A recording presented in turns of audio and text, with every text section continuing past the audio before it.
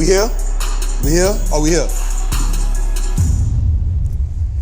What's good? What's good? What's good, family? It's your boy, the Wall Street Trapper. Welcome. Welcome to another episode, man, of Trappin Tuesdays. Our goal is to make you better investors. Our goal is to help you get familiar with the markets, to develop, to become calloused financially. That whatever the market does is, we understand that this is a machine that prints money, and that money allows us to be empowered. That money allows us to change the dynamic of our family. So welcome. Tonight I want to start off, I want you all to take a deep breath.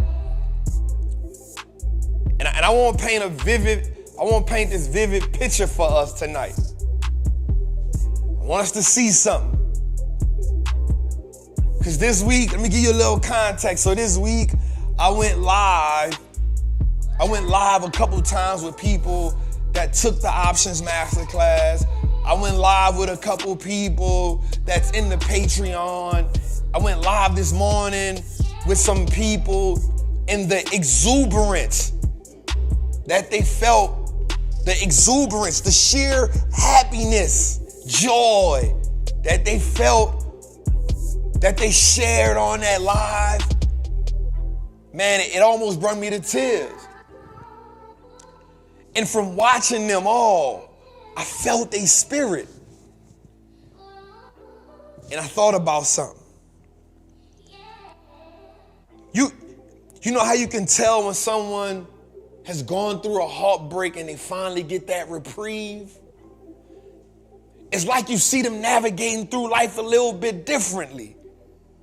Or maybe someone who has recovered from doing drugs. Maybe someone who's been released from prison after doing a long stint. Maybe someone who's just got out of an abusive relationship. Maybe someone who's been baptized for the first time. There's a sense of life that they have that you know something is different. And so I come to you tonight and I want to say this. Poverty isn't just about money. It's the relentless financial onslaught to a person or family that lack the resources and solutions to defend themselves. Poverty just isn't about money. No. It's the preconceived notion that if things get a little bit worse, it'll break me. Poverty is the constant fear of being financially broken. And when you lack those tools, when you lack those solutions, oftentimes we are now walking through life with a disposition that we have accepted mediocrity in all forms. And every now and then we come up for breath and we realize what life really is. Now I want us to see that for a second. Walk with me when I tell you we've seen our parents live from check to check. We've seen people fluctuate between the poverty line and the just making it line, depending on how much overtime, depending if they got a second job, depending if they got their taxes, depending on if they got a bonus. We've watched people throughout our lives navigate between poverty and barely making it. Check to check poverty, barely making it. And we watched them go through that financial roller coaster in awe. In all. So when you see a person say, Trap, man, I made $10,000 in 3 weeks. Bro, I didn't have to I didn't have to work extra hours for that. I didn't have to sell no more of my time for that. As a matter of fact, Trap, when I made $11,000 in 3 weeks, I actually slowed up a little bit. Because for a moment you gave me, you showed me, you performed financial CPR. So when you see somebody say, Trap, this month I'm up 20 bands, I quit the job, and I'm like, no, don't quit the job. I'm hysterical. But what I'm not realizing is, Trap, this is a financial reprieve. I'm financially rejuvenated.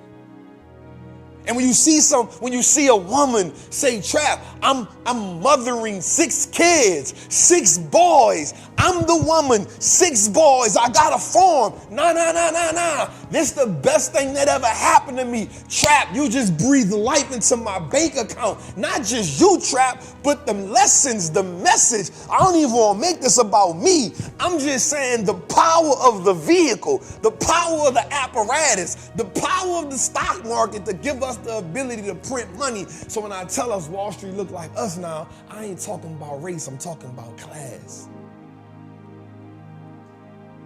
I'm talking about having the ability to navigate above that line. Okay, I get it. Trap, I ain't in poverty. I'm 1 or 2 checks ahead, Trap. So I did some numbers and I realized 62% of Americans live in poverty. Now why? There's a dichotomy that we must understand between, I did some homework, Jose, and I realized that there's a such thing as deep poverty. I said, wait, this thing got levels. This is new to me. I just thought poor is poor.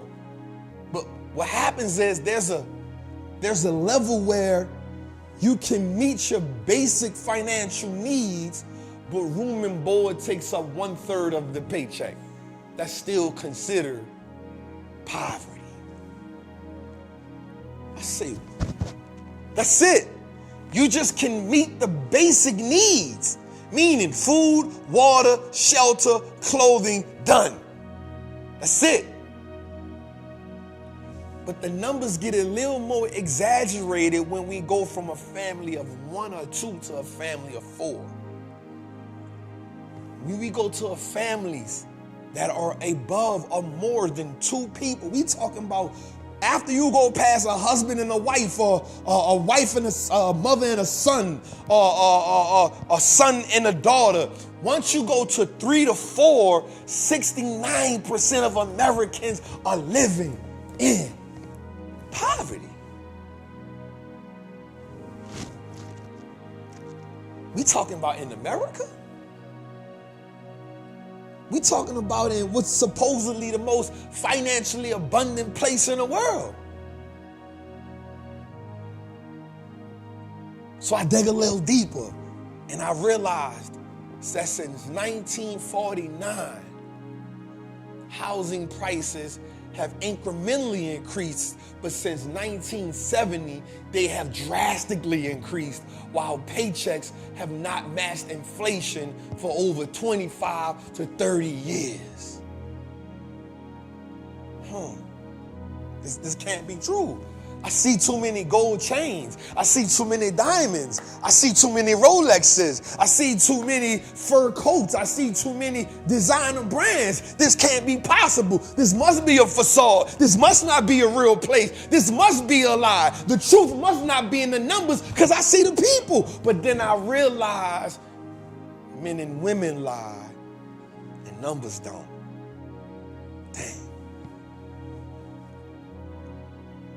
So what happens? What happens when we come to a place where we say, as long as my bills paid, I'm all right. And I know at some point we've all been a victim to that. At some point we've watched our mother say that. At some point we've watched our father say that. At some point we've even been in a household where we watched our mother and father say that. At some point we've been to a party where that was the common conversation. My bills paid, I'm good. My kids got something for Christmas, I'm good. At what point did we start accepting mediocrity and has now become a part of who we are? And then when we come up for breath of financial fresh air, we realize there's more to our life than that. But we've dwelled in this financial sunken place. And we start to use things like pills, weed, cigarettes, sex, social media as a coping mechanism. Okay, so poverty is a form of PTSD. Poverty is a form of trauma. So now we're talking about financial trauma. Damn. But how is this so? How can this be? We got companies worth $2 and $3 trillion. How is this so? How can this be when they saying by 2035 we'll see a first trillionaire? How is this so? How can this be? When America is giving billions of dollars to foreign lands, I'm not mad at nobody else, but how is this so? How can this be? Is this supposed to be the greatest nation in the world? When they say $6 to $9 billion will cancel poverty in America, but yet we've given over 78 billions of dollars away. How is this so? How can this be? How can this be? How can the epidemics, how can they go from heroin or smack or base to crack to cocaine to weed to heroin again to fentanyl? How can this be to perks? How can this be? How can this be in a world? How can this be?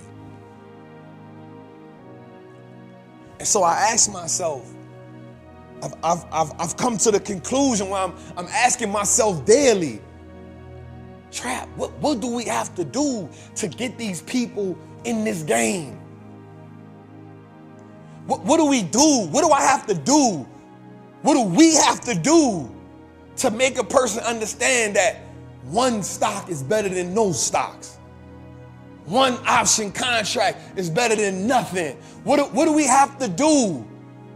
Why do we keep discouraging? Yo, one stock ain't enough. Yes, it is. How is this so? How can that be?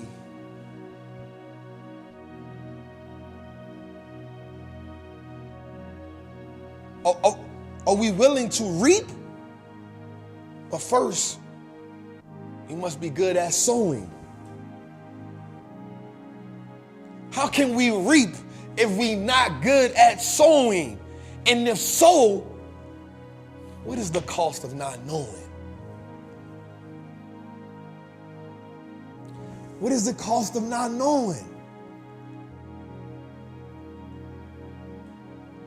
If I understand, if I'm not financially educated, I know what comes with that. Why wouldn't I do everything in my power to teach my daughter how to be financially literate? Why wouldn't I do everything in my power to teach my wife, my sister, my brother, my auntie, my uncle, my partner in jail, my cousin? Why wouldn't I teach them if I want to reap? Why can't I be good at sowing? Sowing is not always money. Sometimes sowing is knowledge. But ask yourself, what is the cost of not knowing?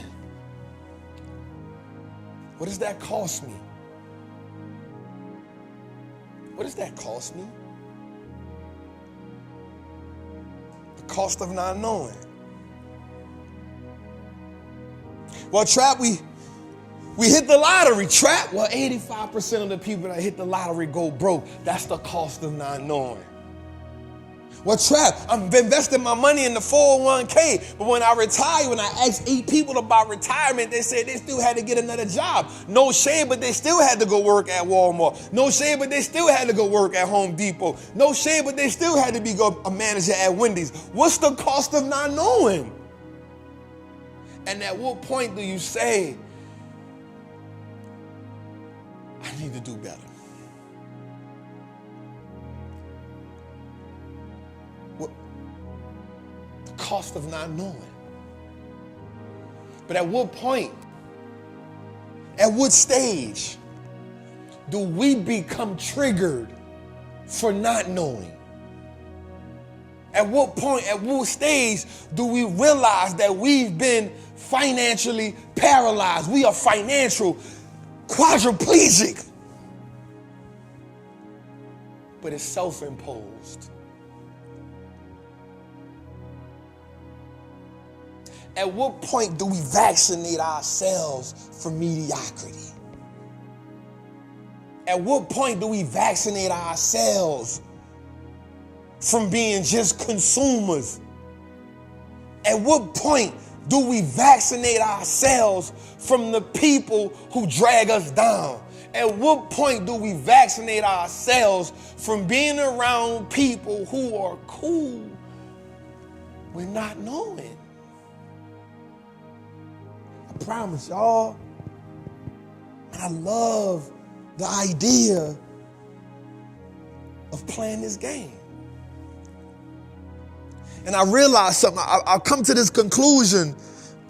I put myself through this metamorphosis where I go outside my body and I ask myself certain questions. And I realized in the beginning, Trap, even when you had the information, Trap, you really didn't like the stock market because there was a part of you that didn't associate with it. It didn't connect with it. It didn't make sense to you, even though you knew better. So what happens when we know better and we still don't do better? How do we keep getting chastised by our ignorance and not be hurt by it? How do we keep letting the ignorance of not knowing, of being stubborn, or being stuck in our ways? How do we keep getting chastised by that and not change? It's the cost of not knowing. But I remember the feeling I felt when I realized I didn't connect to it. I remember saying to myself, that's a white man game. I remember telling myself, man, I didn't graduate from college. I'm just a street dude. I'm just a street ninja. That ain't my game. I sell dope. I rob. That ain't my game. I sell weed. That ain't what I do. That ain't my game. But what happened when I said, yo, this reminds me of the streets? I can tell you what happened. My energy changed. And I realized we create new habits when we develop a new energy about something that once made us feel less than. See, at one point I thought it wasn't for me. But then I switched and said, yo, this reminds me of the streets. Wait, a stock is just an ownership piece of a company that sells a product. I know how to sell product. This company can market really good. I know how to market. I had purple bags. I had green bags. I put mine in a Ziploc bag. I used the four corners of the bag. I marked some of my bags purple. I used the bread tie on some of my bags. I called them a special name that you can only get from Young Free. I know who that was. I know how to market. I know how to give you credit until your paycheck comes. I know how to give value to my customers. What you mean? This is just like this. So if I give value, people actually like my stock? Wait a minute. Wait a minute. This reminds me, this is familiar. Wait a minute. You telling me if a company owns market share? Wait, what is market share, Trap? You mean if a company sells more work on this block than everybody else, that's a valuable company? Wait a minute. You telling me if this company is a sole supplier of a product or service, that's the plug and everybody gonna go to him? That increased revenue, which increased profit? Wait a minute. If this trap house can print more money than that trap house, then that company got a moat. Wait a minute. This seems familiar to me. So my energy changed. And when my energy changed, I started feeling like I can do it. And so then I developed a new habit. Then reading got exciting for me. And then I felt like I could be them. So when I come home, I'm like, oh, this is on now. And I still got in the streets, but little did I know, while I had the information, what really happened to me was the more I hustled in the street, the more it reminded me of the stock market. So when God put me in a position to pivot, it was easy. So when I went to my cousin in 2014 and said, cuz, I'm all in, we gonna change the game. At that point, I had done transitioned from Frida Trapper to Wall Street Trapper. The behavior was the same. The product was a little different. The marketing was the same. They made more money than I ever had. And I told myself in that moment, if I stay in this game long enough, there's nothing I can't do. And I made my employer my investor. I say, I'll sleep on the air mattress. It's okay. I slept in a bando before. I slept in an abandoned car before. I slept on my auntie twin sofa before. I slept on the floor before. I slept in the attic before. I slept outside before for a hurricane. Sleeping on that air mattress ain't nothing. I slept on a twin bed. I slept in the cell for 99 days with no mattress from 6 in the morning to 6 at night. Air mattress is nothing. They're sweet. Because every day I saw my bank account growing. And I was able to transfer that money, and I saw that money growing. And I saw $100 turn to $110, and I got excited. And then I made $50, and I got excited. And I made $100, and I got excited. And I ain't care what nobody say. This ain't enough. I said, you ain't never slept while I slept before. You ain't never been through what I've been through before. You ain't seen this the way I seen it before. This ain't your vision, it's mine. And the more I played the game, the more I became financially liberated. The more I walked around the world and I said, I own that. And I remember the day that I was the most proudest. It was the day me and my homies was in the club. And I saw them with the bottles of Hennessy. And I saw my homies had the Louis Vuitton on. And I saw my homie had the Fendi on. And I saw me had the Fendis on. And I said, fam, I own that. Something about that day. Something about that feeling. It changed my life. And at that point, I said, I'm married to this game. And I'll never divorce it. I'm going to make it print money, babies, for me. For every dollar I put in, it's going to give me back 3, 4, 5, because this thing will print money unlimited. So I want everybody in here to understand, man, if you white, if you black, if you Spanish, man, it's our time. It's our time. We got so much growth ahead of us. We got so much power in us. And what's happening is we let one of our strongest tools, our dollar, not serve us. We have become slaves to the dollar instead of making the dollar a slave to me. The dollar is a better slave than it is a master. Because when it controls you, it strangles you. But when you control it, it fertilizes, it reproduces. And from this day forward, I need you to understand that 2024, all we do is make our money reproduce. All we do is fertilize our accounts. This year, 2024, we take our power back. This year, 2024, we come up, we getting that financial CPR. This year, 2024, we stand on something we ain't never stood on before. This year, 2024, we do something that nobody never done in our family. This year, 2024, we make the right sacrifices. This year, 2024, we change the dynamics of our family. This year, 2024, we become the architect of our family's blueprint. This year, 2024, we architect our family. We turn our last names to assets. This year, 2024, stocks are now heavy in our portfolio. This year, 2024, we invest in 30, 40, 50% of our money. This year, 2024, the market will not run without us. This year, 2024, we step into being financial revolutionaries. Trappin Tuesdays, episode 80. Let's go, Jose. God damn. That's how we feeling, baby. That's how we feeling, baby. Woo! Hey, listen. If you're on that Instagram Live, you come join that chat. Trappin' Tuesdays, episode 80. Two-Day, give me a track right quick. Turn that thing up, bro. Let's go, baby. Jose, how we feeling? Man, after that, revival. Revival! Two-Day, give me something, baby. Turn that thing up.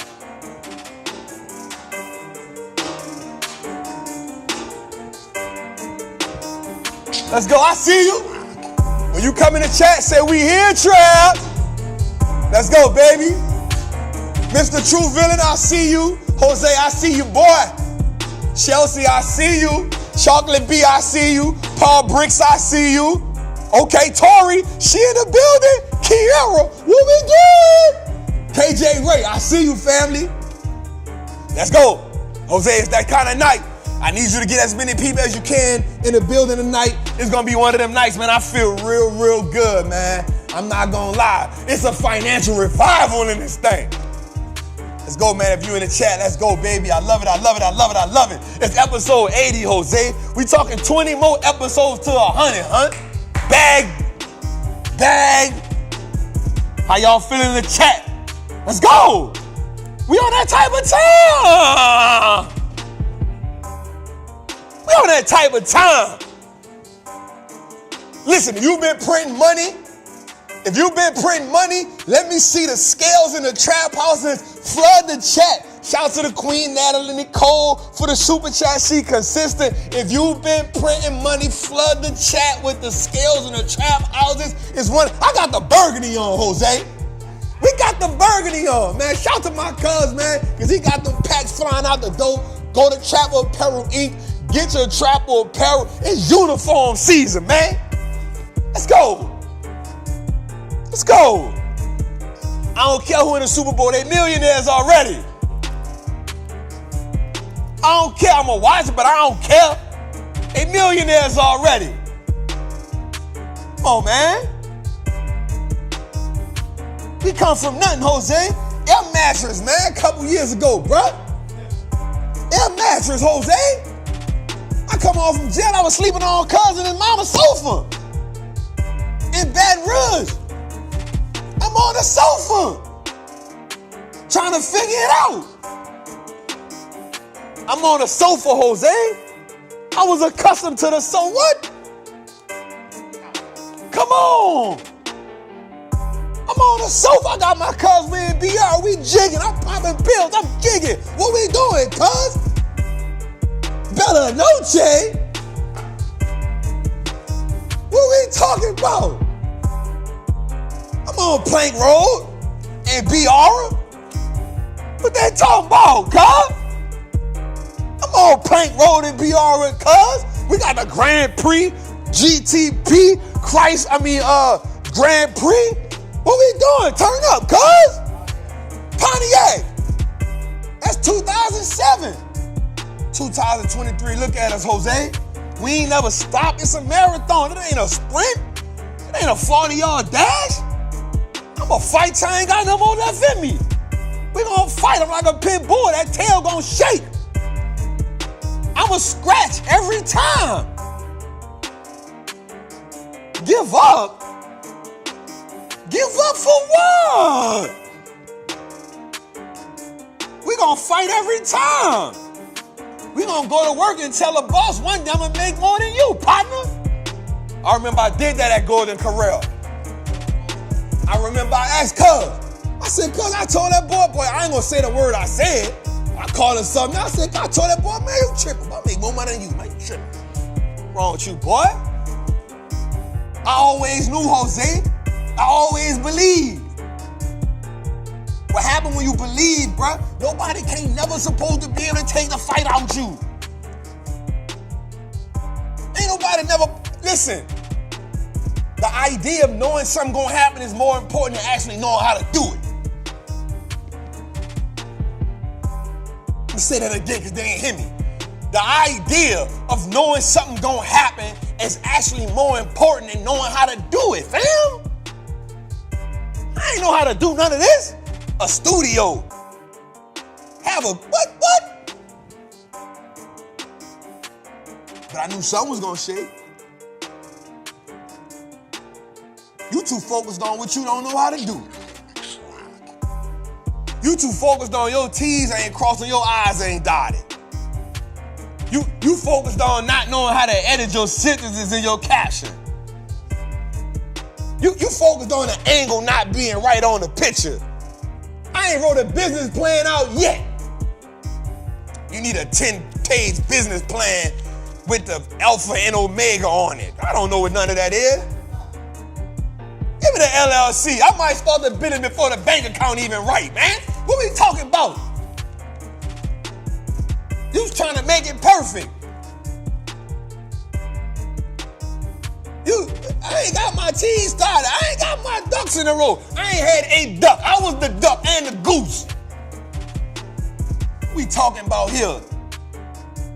You gotta jump off the plane and build a parachute on your way down.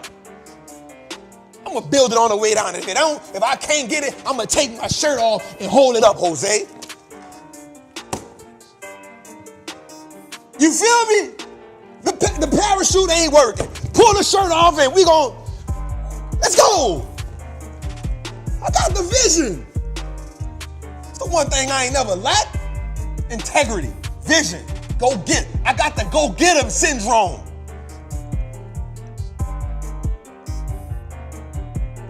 You gotta just have, and here's the crazy part, man. It's in every last one of us. Listen to me. I don't care what you believe in. Jose, I don't care what you believe in. But here's what I do know. If you believe in the man upstairs, here's what I do know. When he created the sun, he said, let there be light. Boom. And then he went on and said, that's cool. And then he said, let me create the creepy thing, the thing in the air. Let me create that. Let me crack the sky and the ground. He said, that's cool. And then he said, let me create the sun and the stars. He said, that's cool. And somewhere around the 6th day, he did awesome. And he said, hey, let us make man in our image. And then that's the only time he said, and then it was good. Like after he made you, he stepped back and was like, ooh, that's the best thing I ever did. He went so far as to say, let me do that within my image. He took his time. He didn't say, I don't never remember him saying, I blew breath in the whales. He didn't say I blew breath in the birds. He didn't say I blew breath in the stars. He said I had an idea and then it happened. But when he said it come to you, when it come to you, the one I'm gonna make in my image, I'm gonna make sure I get all that out the way because I gotta take my time with this. Because this one gotta be, watch this, Jose. This one gotta be fearfully and wonderfully made. See that right there, them adjectives and stuff he put with that. He put some things together, right? He put some things together. He said, in my image, fearfully, wonderfully made, and no matter what your belief is, it goes. But he said, let us make this one. Let us make this one. See, I need a lot. I need everything I got to make this one. I need everything in me to make this one. I gotta dig deep. I gotta put a little bit of yeah in there. And then he said, then he looked back and he said, yeah, that one good. That one good. So I want you to know you got something in you. You got everything in you that you need. You around here being scared. You around here tiptoeing. You around here being fear. He ain't never give you the spirit of fear. How an entity that is great, how is an entity that is the best thing ever give you? He didn't say I put fear in you. He said fruitful, multiply. Guess what multiply means? Multiply in life, multiply in time, treasure, and territory. What we doing here? What are we doing here? Why are we playing so mediocre? How do we get so accustomed to mediocrity? How we get accustomed to mediocrity? We got people out here printing money in thin air. But we talking about I ain't got no money. How? You ain't got no money. How you ain't got no money? We got people out here printing money in thin air. Man, woke up one day, made $18 billion. Net worth went up by $23 billion, became the richest man in the world. He ain't did nothing. He ain't did nothing. He just woke up. Boom, I'm up. Hey, what's good? $23 billion a day. Yep, richest man in the world. What you mean you ain't got no money? What you mean you ain't got no money, fam? No. What happens is, we getting too used to not going look for the solutions and the resources. We getting too comfortable in this dysfunction. Because once you get lost in the dysfunction, it eats you alive. All right, Jose. Shit. My bad, Tootie, bro. You had that beat going, dog. It was that dun-dun-dun-dun. I felt like I was on Street Fighter. Felt like I was on Street Fighter. I didn't know. You gotta stop me. I felt like I was on, and you would have kept it going, I would have kept going. I felt like I was on, I was about to come out of me. Oh, you get. It's about to come out of me. Golly. Shit. Tootie, don't play that beat no more, dog. That thing, that had me hyped. I was on the rehearsals, I was ready, look. Oh, what's up? What's up? What's up? What's up, boy? What's up, boy? Don't play that beat no more, Tootie. Keep that one in the hole. Keep that one locked in, Tootie. Don't never bring that one back out, ever. Sheesh.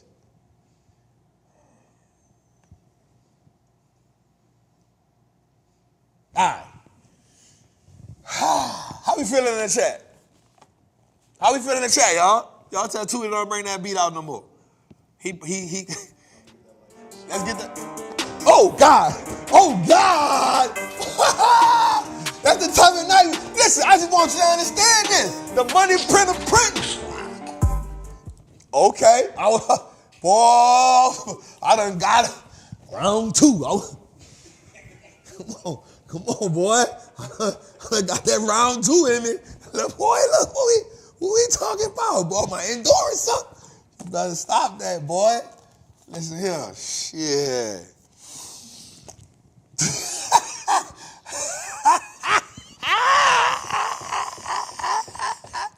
All right, y'all. All right, all my new people that's come here, man, welcome home. Welcome, have a come see. It happens like that sometimes. To my new people, we don't act like this every week. I'm lying. Some weeks we act like this. Like 3 out of 4. All right. Let's get the likes up, man. Jose, we got 2,500 people in the chat, man. That's good. I want to say we can break 3. Bro, we need to get 3,000, bro.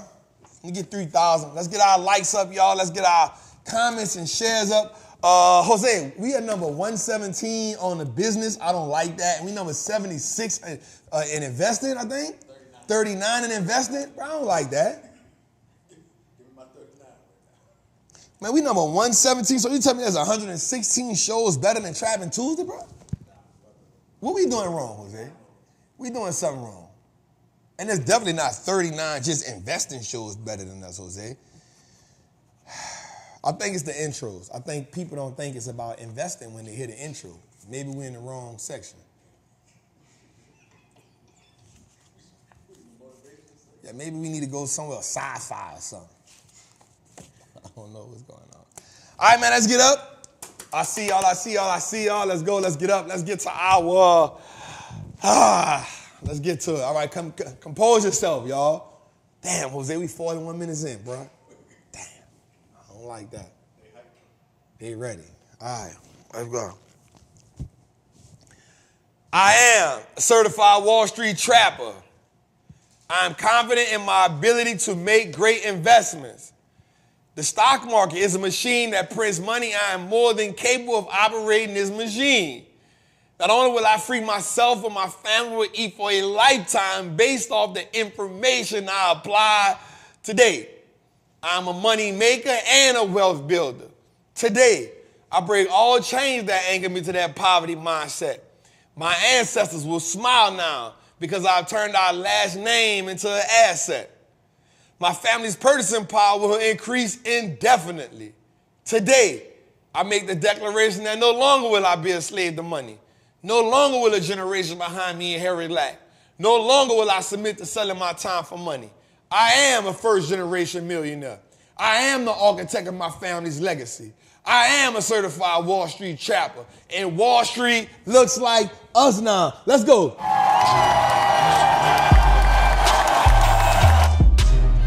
Let's go. Let's go. Let's go. Let's go. I like it. I like it. I like it.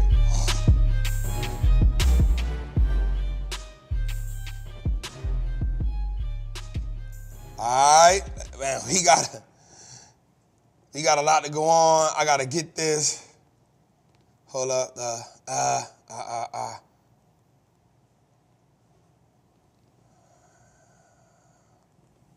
All right, so let's get into it tonight, man. Let's go, let's go, let's go. We got a lot to talk about today. Damn, I think I was looking for this. I think I got it.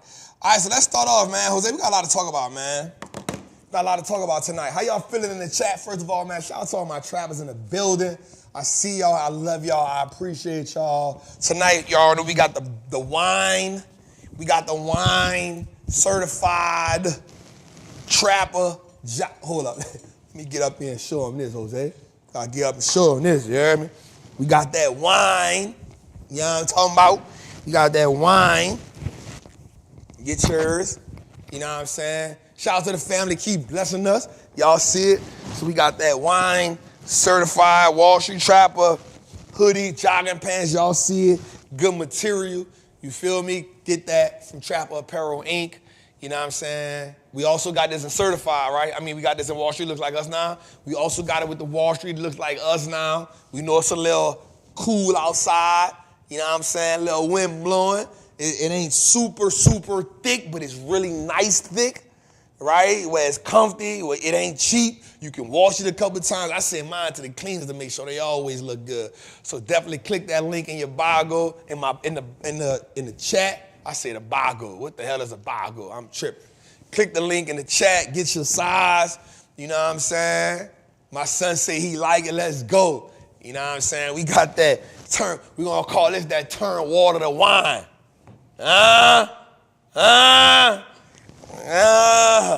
Let's go. Y'all know Black History Month next month, so we got them honey mustards.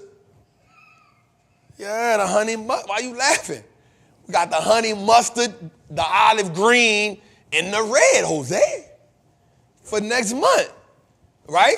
We got the black. No, ain't no duck sauce, man. What you talking about, man? Man, you're crazy, man. It's the red, black, and green, man. You feel me? You know what I'm saying? We got that print money green. You know, so get y'all's, man. We got the hoodies. We got the crew necks. Click that link. Jose about to drop it in there. Get your apparel. Let's go. All right, man. So as we get into it tonight, man, we had a hell of a day today, man. We had a hell of a day in the market, different type of day in the market. Jose, I did something today, dog. I'm going to talk about it later. So today we got the Dow Jones up, right? And we got the S&P and the NASDAQ down. The S&P, again, was led by MSCI, up 9%. General Motors, up 7%. Damn, Detroit.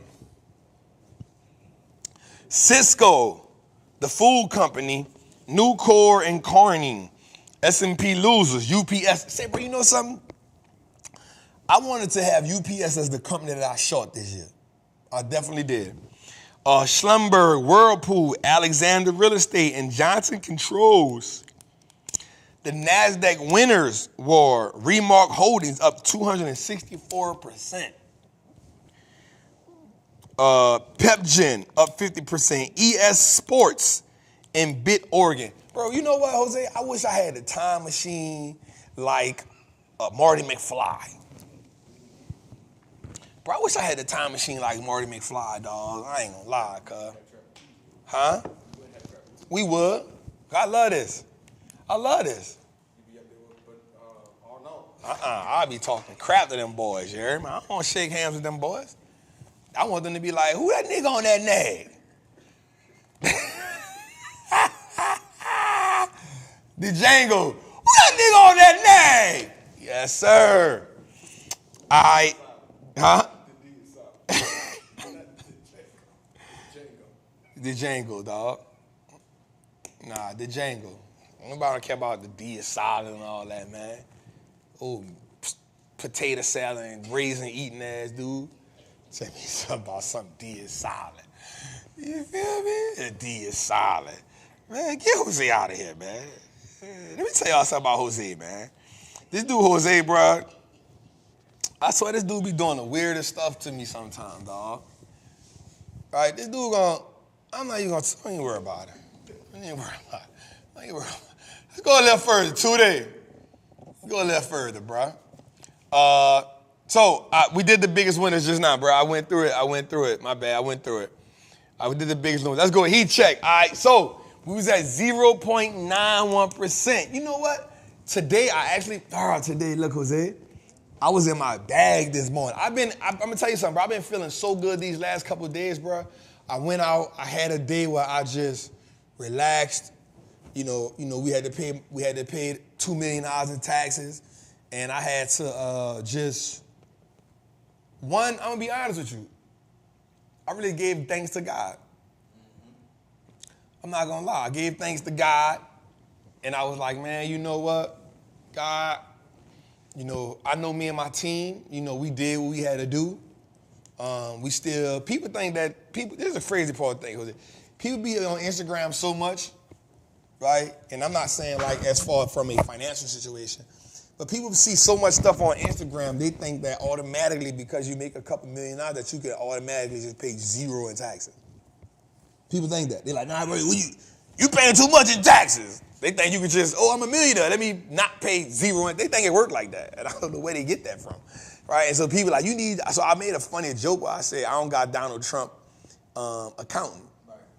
But what people don't realize is about Donald Trump, right, is there's a couple things that Donald Trump did in the late 70s and early 80s that helped him not pay taxes. So when his first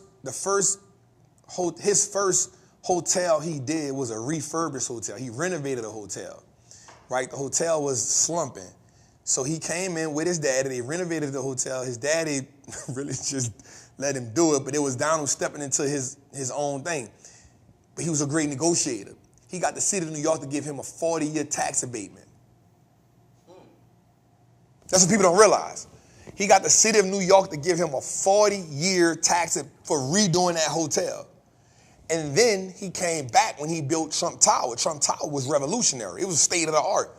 He came back and negotiated another deal. They gave him another 30-year tax abatement. So he had 70 years worth of tax abatement. He had 70 years worth of taxes he did not, that he worked with. Then when he did it again, so the mayor at the time fought him. It was like, nah, bro, we not doing that. We not giving you all these tax abatements like that. Right? You tripping. Trump was like, boy, you out your mind, boy. So he went and got this lawyer. The lawyer he got used to represent the 5 families. The lawyer he went and got used to represent the 5 families. Real talk. This dude took the mayor of New York City to court. He didn't get the abatement, but he got a big old, like, $100-something million on the thing. So when you ask yourself why he ain't paid, it wasn't because he just went and bought some duplexes and some fourplexes and some brownstones and not paid taxes. He negotiated a 30-year and a 40-year tax abatement, fam. Go look up what that is. He did the first one in the late 70s. He did the other one in the 80s. I'm 40 years old, bro. What you talking about? I'm 41 now. The dude did that before I was born. So he just went and bought some duplexes. So now, here's the thing. I'm not going to lie. There's a couple other things that we could do different. Like, they talked to me about the Puerto Rico thing. I was like, man, I ain't moving no damn Puerto Rico. Like, you could go to Puerto Rico and not pay no taxes. My dog Tay Sweat do that. But it's a lot of commuting. And what people don't realize, too, is some of the things that you got to pay to get those tax benefits actually cost you. Like you should get a jet. Bro, all right, I'm going to buy the jet to get the goddamn on deduction, but now I gotta take care of the jet. How do I know? My brother 500 going through it right now. He like, boy, this is a whole nother game right here. So, and don't get me wrong, bro, paying the $2 million in taxes, bro, it's part of the game. But what happens is, Jose, sometimes people get on Instagram, bro, and they see all these posts. You need to put it in the trust, bro. You don't think I got a trust? You need to buy some land. You don't think I got 40 acres of land? You know what I'm saying? You don't think I got all that, bro? What the fuck? You're crazy. You know what I'm saying? You're crazy. Now, we do. Now, I did say this year we're going to buy some more. Now, was supposed to buy some more real estate, but sometimes I ain't going to lie, I was just lazy. I ain't going to lie. I was supposed to get with Terica. Shout out to my girl. I was supposed to get with Terica a couple of times. She had a couple apartment complexes for me. This year, I'm a nag her ass. Terica. But, so we paid the $2 million, so I had to pay it, bro, and I kind of had to just like, damn, like, all right, we paid that. One-time payment. And I sat and I was like, dog, I'm blessed. Because most people, when the IRS tell them you owe me this, they don't got it. And so now you got to go on a payment plan. And that's where they hit you. Because now you on a payment plan, paying a $2 million, and guess what's still happening? Now you paying the interest payments on that, and you paying the new tax that's coming. So man, we was blessed to be able to pay that, man. So, but anyway, I had a moment that I just sat back, Jose, and I was just like, dog, like, what am I? I'm good. I'm good. My daughter had a birthday party. We got Lele to come to her birthday party, eat dinner with her for her birthday. Lele, she watched the girl all day on TV. She FaceTimed her for her birthday. She came to the birthday party and sat down and ate with her at Benihana. Bro, I'm like, bro, like, I flew her favorite cousins in. We had the skate party the next night. I need to learn how to skate, Jose. No, I don't know how to skate, dog. The skating ring in New Orleans always had a shootout. And the top was too busy ducking bullets. I think if you learn how to skate, Jose, that's a cold-blooded date. I think like if you know how to skate and she know how to skate, y'all can, baby, it's nothing like an oven. Bro, I saw the little dude skate. That boy did down and did the split. I said, ooh, that dude cold-blooded. I said, damn, dog. I'm going to go on a skate date. Can't stop your love. I think I need you right now. I'm going to go to a skate party with like a 90s party. Rent the skating out. I'm in that thing with the cross in my feet. You know they cross their feet? No, I don't. You can do it? No. Damn. I'm a beast going straight. You can't turn. Nigga say, shh. I want to learn how you know how to skate, cuz? That nigga lying. He always tell me, he like, you know what I like about cuz? Every time he feel like he could do something better than me, he like, yep. Put the money up. Yeah, he won't put the money up. You won't bet, put the money up. 2 days, you know how to skate? Yep. That nigga there, man. Nah, he knew how to skate. I ain't never seen you skate in school. Where you learned how to skate? You ain't know how to skate with this grown man. When you learned how to skate, though, you was at band practice every day. I was skating since I was small, Bruh. skate country shoved into it. That's the one that was always shooting at. You ain't mother nothing there, boy. I was always in there. This dude was at band practice Monday through Friday and Saturday. When the hell he learned how to skate? Then he went to college. Nigga, you had no baritone up in the skating ring? So you had a baritone in the skating ring? Bro, I met you in 6th grade. I was skating since I was like 5. So once you got to the 7th grade, you stopped skating and went to baritone. I still skating now. Now he still skate. Where you went skating last, dude? About a year ago. This dude here, bro. He quick with them lies. Ain't nothing like a New Orleans dude, boy. You tell them they can't do something. Ah, shit, bet.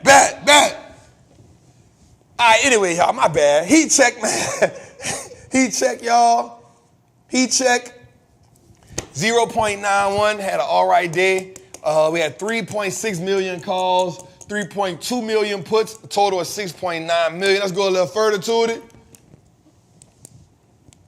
All right, let's look at our heat map. Let's check it out. So Apple down 2%, Amazon down 1%, Google down 1%, Microsoft down, Nvidia up 0.5%, AVGO down. Let's see what's up though. The financial sector, Visa, JP Morgan, Bank of America, Citi, dang, MasterCard, okay.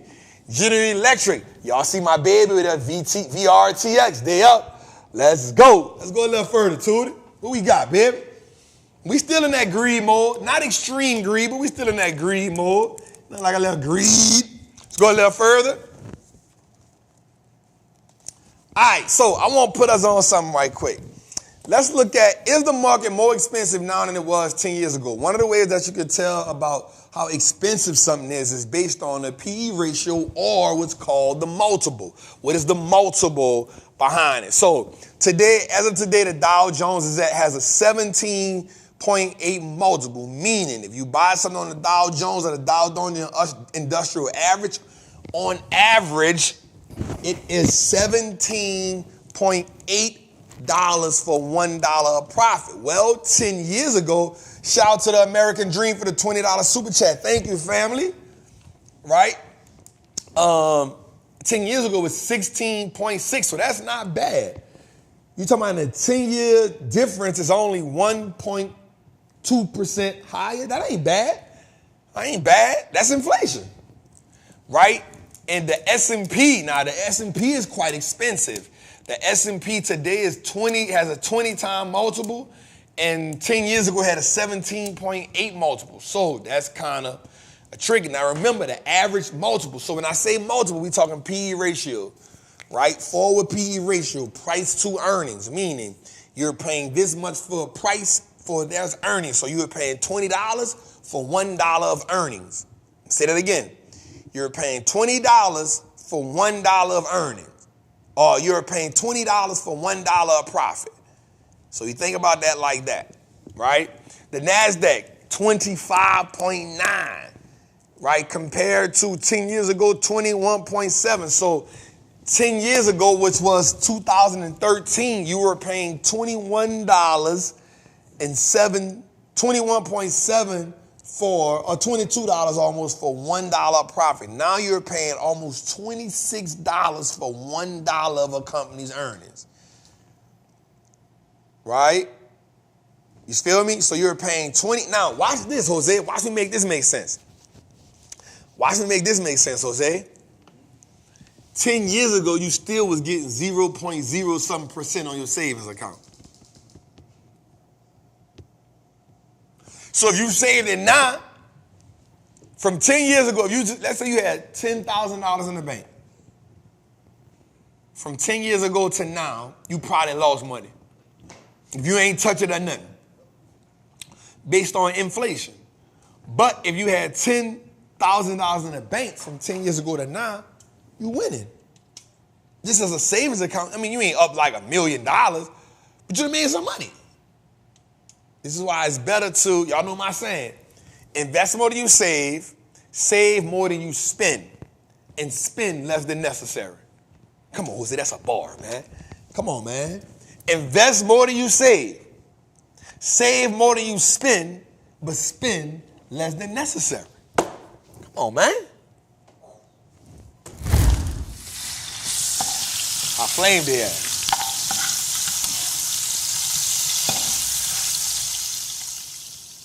All right, let's go a little further. Let's go a little further, Tootie. Now, watch this. It takes patience to get this high. How long did it take the S&P to reach a new all-time high?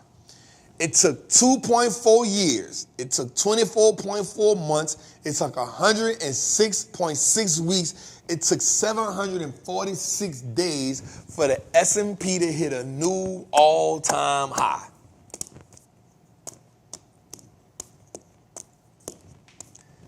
That's why it says the number one skill set, a superpower that an investor must have is patience. Patience. It took 2 years to hit an all-time high. I mean, what that means is it hit this number close to it 2 years ago. And once it went down, we've been fighting to get back to it. We've been fighting to get back to it. It took 24.4 months. It took 106 weeks. I want to ask you a question, Jose. Has your bank account or net worth hit an all-time high in 106 weeks? Meaning, do you have more money and assets now than you had 106 weeks ago? My dog. My dog. Let's go a little further. Today. All right, today's big three disappoints. So, it didn't disappoint in a way that most people would say that it disappointed. Right? That's what I was looking at just now. Right? So it wasn't that they didn't just like flop. But let's talk about some of the things that happened. Tell you, Elise, get off my phone. Elise talking about it's not a skate party, but it's a 90s party. What we doing, cuz? I'm bringing my MCM outfit. You heard me? I'm going to get the fake flat. I'm going to get a man wig and get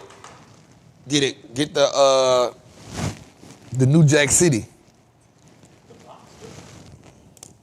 I'm going to tell my barber I need a man wig. I need the Steve Harvey joint. I want to get the Nino Brown part stack. With a Gumby in the face. With a what? Gumby in the face. You don't remember the Gumby? I'm from New Orleans, bro. What is a Gumby? Oh, the Gumby where that jump went up? Oh, the Gumby, I used to watch that. Yeah, that's the thing. Yeah, that's what I want. I want the stack. I had a fake Gumby. You had a what? A fake Gumby. You brush down this side. Y'all heard what Jose said? Jose said he had the fake Gumby. He brushed down this side and picked this what they was doing in Maryland. This is what they was doing in Maryland. That's why I feel the way I feel about him saying Maryland. Don't you say no, you wasn't even born yet, boy. Doing that's what they were doing in Maryland. Not D.C., not Baltimore, but what part of Maryland? Southern. PG County. PG County. That's the rich part? That's why. That's why. You was the middle class people. Y'all was 6 checks above everybody. So you had to comb this part down and pick this part up. That's how you wind up singing with Genuine. That's it, cuz. That's how you wind up singing with Genuine, cuz. That's how he, boy, you look, I couldn't find my button just now, boy. I don't know where it went at, boy. Damn. I was looking for my button. It ain't hit me on time. All right, so watch this, y'all. So if we're looking at after hours, watch this, y'all. My bad. Y'all know we taking a little long tonight. My bad, y'all. All right, so watch this. So first up, we're going to look at Microsoft. All right, so right now, Microsoft is down $2 after hours. Now, Microsoft beat on earnings, top and bottom. Azure Cloud grew with strong and increase in revenue, up 17%.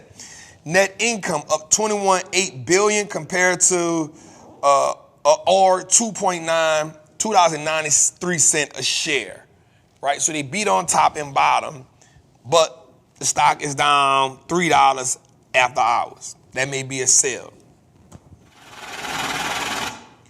Google beat on top and bottom. 86 billion versus 85 billion in revenue. $1.64 per share versus $1.59 per share. Meaning, so let me backtrack this for a second. When they say a company made so much money, they always break it down to a per share basis. So if a company has 16 million shares, you figure they made $1.64 profit per share, right? That means Google made $1.06. That's what earnings is. Is once you take everything away, this is what's left. So watch this. If the company stock is, so Microsoft stock is $295, right? So if Microsoft stock is $295 and they make $2.93 per share, what you would do is say $2.93 times however many shares they have will tell you how much profit they made. Ooh. Oh, I'm broke, baby. I ain't got no money. Double time. Right? Say that again. Now, what Google did miss on was they missed on YouTube ad revenue. Sales was up and cloud was up. They're being judged for that. Google is down 6% after hours. So let's see. Let me make sure, because that was last time I checked. Yep, they're down 5.5% after hours. All right, and another one is AMD. They fell flat, meaning the earnings was 77 cents per share. They made 77 cents per share. Revenue was 6.17 billion. They came in with 6.12 billion. Net income 21 million, up 16% year over year. The stock is down 6% after hours. So, people always be asking me, like as of right now, damn, I don't want to jinx myself, but as of right now, every time I've done a every time I've done a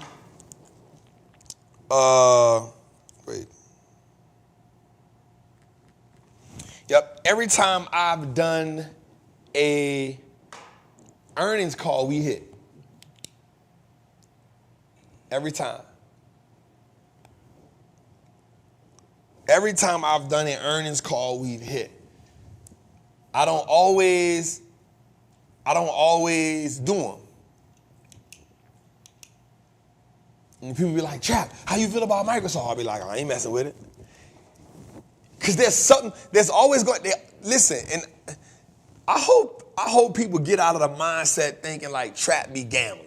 I be guessing. So first of all, let's say this, and let's be real right quick. You can't guess on 16. You can't guess 16 times and be right. If it is ball, I need to do something else. You know what I'm saying? You can't be right all the time. Today, before we go right here, let's go to our recession portfolio before we go too far. Yeah, so you can't always, nobody's not guessing like that, bro. There's a science to what I be doing. Every time, we've never missed on the earnings when we did that. Never. I think we like 5 for 5. Real talk. But there's certain catalysts that lead to making me make a play. Like I called with the Netflix. I was like, yo, this has so much stuff lined up that made me say, yo, we about to go with our move right here. You know what I'm saying? We did it on Facebook. We did it on Amazon. We did it on NVIDIA twice. And we did it on Facebook, Amazon, NVIDIA, and Netflix. Facebook, Amazon, NVIDIA 2 times, and Netflix. And we've hit on all of them. We've hit on all of them. We've hit on all of them. We haven't lost a trade yet doing that. Now, don't get me wrong. It's super, super risky. Playing earnings is super, super risky, which is why I rarely do it. I rarely do it. But let's go into our recession portfolio right quick. All right, so as you can see, you know, we up 9%. We got NVIDIA, we got VTRX. Eli Lilly, Meta was down today. Costco hit us. Costco hit an all-time high. It just broke 700. Stop playing with me, man. The people selling the piss out of them hot dogs, fam. For $1.50. Huh, cuz? Since the 80s. Stop playing. So here we go. We up almost 10% on the market, 9.90%. We good. As you can see, year to date, we up 50 grand. Let's go a little further. Shout out to where my people from the Patreon. Where y'all at? Where y'all at? Where y'all at? Where y'all at? All right, here we go right here. Amazon lost a little bit on that today. Broadcom lost a little on that today. I don't know if this tech rally, but I'm gonna say something I did today. So I can't tell y'all this play right here. We just put this play in Friday. We just put that play in Friday. Where my people in the Patreon that jumped on that play with me? Jay Carway, shout out for the super chat. I appreciate that, family. More money, shout out for the super chat. I appreciate that. Where my people in the Patreon that jumped on this play? We up 7,000 right now. I'm up 7,000, so let me see what that play is up, Jose. I got to tell them what that play is up. We put it in Friday, and we are now up 13%. We up 13%. Where my people at? Yes. Nikki Joseph, Brett Castle. D got 2K in 2 days. Who? D. D? Shout out to D, 2K in 2 days. Who else? Somebody was up 22%. Somebody else up 22%. Titus Tax Pros, we up. Dancing Diamonds. Right? So we up right now on that play. Again, the Google play down, the other Google play, we still up. I will say this today, y'all. I sold half of my Meta, half of both of my Metas today was up sick. So we sold half of both of the Metas. Let's go a little further to it. All right, NVIDIA, we sold half of 2 NVIDIAs too because we was up $100,000, bro. I was like, nope, it's time to go. So we was up on it. We sold half of both of those. The QQQ play. What the hell is that play? So this is a QQQ play. Oh, this is another play we put in the group. We down $65. The SMH play was $8,000. Jose, this is something I did today. So I was on a live today, Jose, and I was feeling myself. The people was giving their testimonies. We had 800 people on the live, Jose. And if you I'm about to get his free play out. I was on a live today, and every now and then, I be hearing the chatter. Why you don't never make no plays live? Little do they know I'm always making a play. I just don't be executing because, I'm always an opportunist. I make most of my plays. Shout out to the greatest success. Thank you for that. What people don't realize about me is majority of the time when I put my plays in, is when the market is down. It's one of my secret sauces. So today, I'm on a live, Jose. They got 800 people on a live. I let them see me take profit. For the people that think that it's a fake account, or the people that think it's a dummy account, well, I don't know, but I don't think the dummy account gonna say this play is executed at this time. I don't know. Maybe it do, maybe it don't. I don't know. I've never did it. Does it do that on a paper account? It do, but you can't withdraw. Right? So we did that. And then they saw me go to year-to-date realized. Now, I don't know, do the paper account say realized gains too? Yes, it's saying. God damn, shit. I thought I was doing something. I thought I was trying to prove a point to him, you heard me? That was just like a real account then. The withdrawals enough. All right, cool. So we took I let them see me take half of them NVIDIA plays and half of the Meta plays. So we cashed out, we loaded the clip on, we loaded up $270,000. And year-to-date realized gains just from selling half our positions. I was on a live. I was watching. I wanted today to be a down day really bad because I had another play. I came up with. I call this the double stack. Right? I call this play a double stack, Jose. And this is when I buy a put on this play. I buy a put on it, and then I buy 2 calls at different strike prices. I call that a double stack. You heard me? Is it a call lower and higher? Mm-hmm. So it's a put to hedge it. So I may get like 3 put contracts just to hedge it, 3 to 5 put contracts just to hedge it.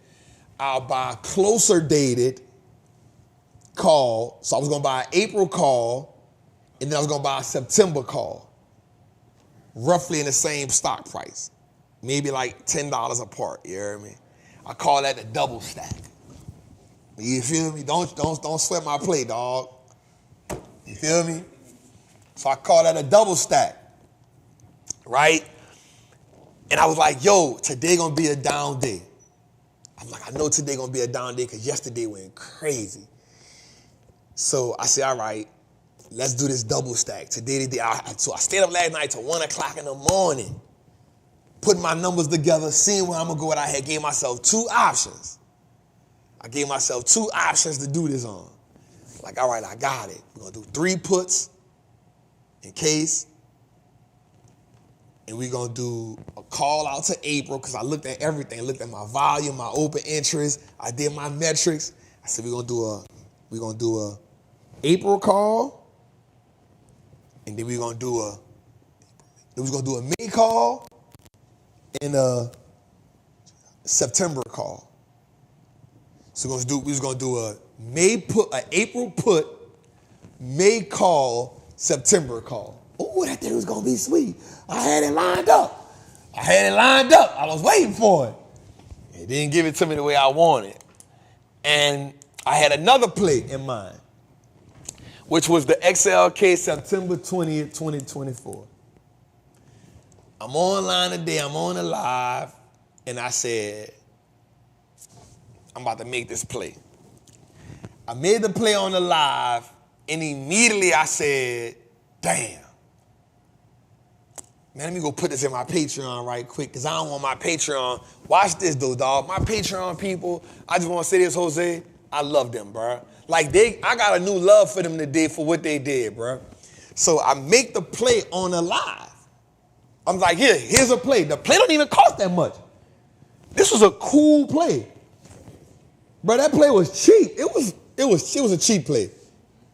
So I go on to Patreon. I say, Patreon members, check this out.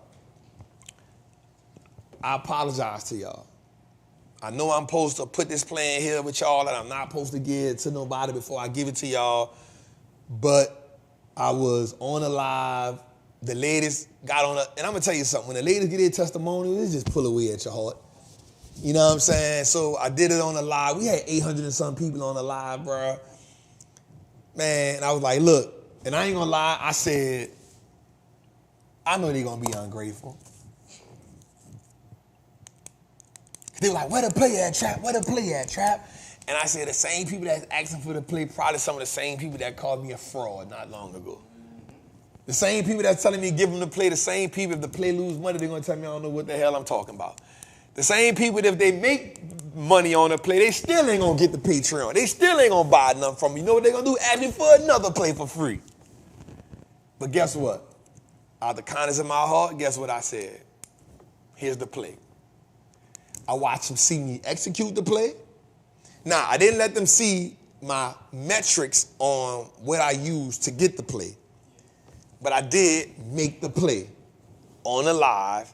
I went into Patreon, and my Patreon people said, for the most part, they was like, man, we good, Trap.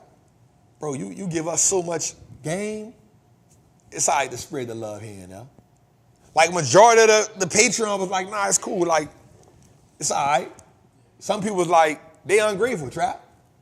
They ain't gonna respect it. But it's cool because you got to do that sometime. Some of the Patreon was like, hell no, don't give them nothing. Go take the live down. Go take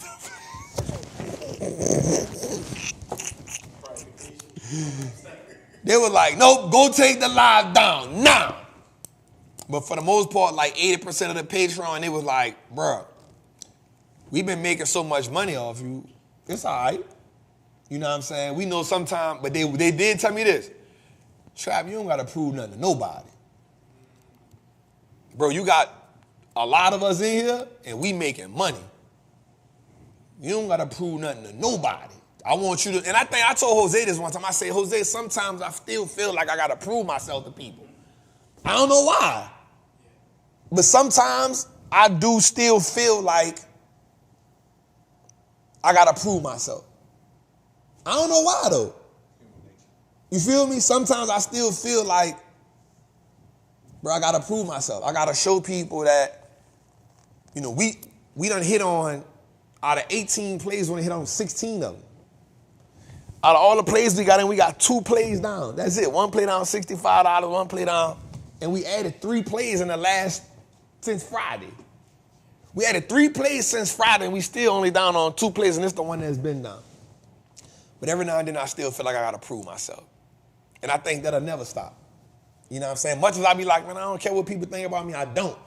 But sometimes I still feel like I got to show these people, because there's people that feel like that ain't real money. What you started with. I be like, bruh,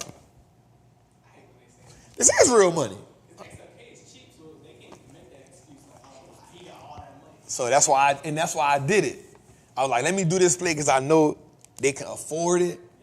And it was really going to go on my Patreon, because my Patreon people be saying, Trap, some of the plays is a little expensive. Like, find some for us that's in our bracket. You know, because we won't start with the $1,000, Trap. We got $800. We got $600, $700. Let us grow that. So I went searching for the play. Huh? 3,000. Oh, we got 3,000 people, man. So I'm putting this on a group. I'm going to say it again. We in the XLK play.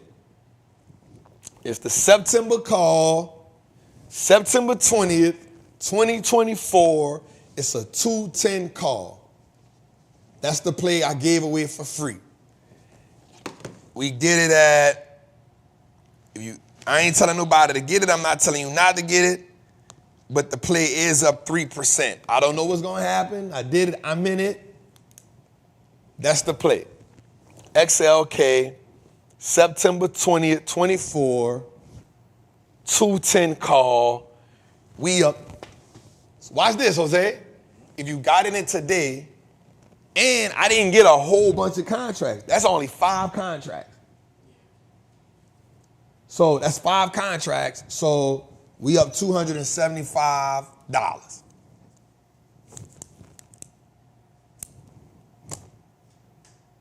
But I want to take a minute to tell my Patreon thank you. Thank you for allowing me to be me and not hold that against me. Let me also shout to my people in Trappers Anonymous, because we had a dope class Sunday. I didn't post nothing in Monday. I didn't post nothing today because it's Trappin' Tuesday. So tomorrow, Wednesday, I got y'all. Also, let me tell my people in Trappers Anonymous, man, y'all did an amazing job presenting y'all company Sunday. That was really, really good. That was really, really, really good. So shout out to my Trappers. If you want to join Trappers Anonymous is mostly about me helping you, myself, people like Chelsea, people like Natalie, people like Tony, people like Big O, people like Hashim, Lieutenant Casey, Lieutenant Jabari, so many people. It's about us helping you. My girl Jacqueline from the UK. Trappers Anonymous is about us learning a fundamental game, learning how to research, learning how to break down companies. That is important to what we do. That's important. Like, I wouldn't know how to play the option game if I ain't learned that game first. So shout out to my people in Trappers Anonymous. I'll never want to thank y'all. I love y'all. I rock with y'all. I love y'all more than anything. Also, Jose, I'm going to do something. I'm thinking at the end of this year sometime, we're going to do an award ceremony, dog. Like at like a hotel for the people. Nah, they're going to have a little, tickets probably be like $97 or $100 and something, something like that. But we're going to do an award ceremony, Jose. We're going to do a 2-day event. It's going to be an award ceremony where we do, like if you had a $5,000 gain, if you had a $10,000 gain, if you had a $20,000 gain in the option game, in a buy and hold game, did you have a 3-bagger, meaning you flipped your money 3 times in the stock, a 4-bagger? So I think it's time for us to reward our people, bro. You know what I'm saying? Then I'm gonna have a top tier. Did you put $100,000 in your account? Did you do $150,000 in your account? Because we got some people in the Patreon that's going crazy. They up 80, 90,000. You feel me? They gotta get something, but you gotta show it to me. If you could just show, like, Trap, here's my account, here's what I done, this because of you, we gonna do that, Jose. We gonna do that. We might offer a mentorship at the end of it. You know what I'm saying? We might do a VIP where we eat lunch together both days. So I think we're gonna do that at the end of the year, Jose. Like I think that'd be good around like October. You know what I'm saying? In Atlanta around like October, we do the event. I get some special guests. You know, something light, maybe like 500-600 people. Cause the Patreon loaded. Trappers Anonymous loaded. I'm not even selling it to outside people probably. Maybe, look, here's what we're gonna do, Jose. We're not gonna do it as a sale to outside people, but if you come to Trappin' Tuesdays, you can get tickets. All right, let's go a little further, Tootie. All right, so Elon is in his bag, mad scientist bag. So Elon Musk says the first human patient receives Neuralink brain implant is recovering well. Bro, here's what I wanna say, bro. I keep saying this to people. I don't know if people think I'm lying, but I feel like this dude is the next thing since Albert Einstein, bro. I feel like he has done what he wanted to do with Tesla. I feel like he gonna grow Tesla, but I feel like he on to the next thing. I feel like he's on to the next thing, bro. I feel like he like, all right, we got this going. Now I'm on to, what's the next thing? The next thing is these satellites in the air, taking people out of the space, and now he putting chips in people's brain. Think about this, bro. The dude has successfully put a chip in somebody's brain.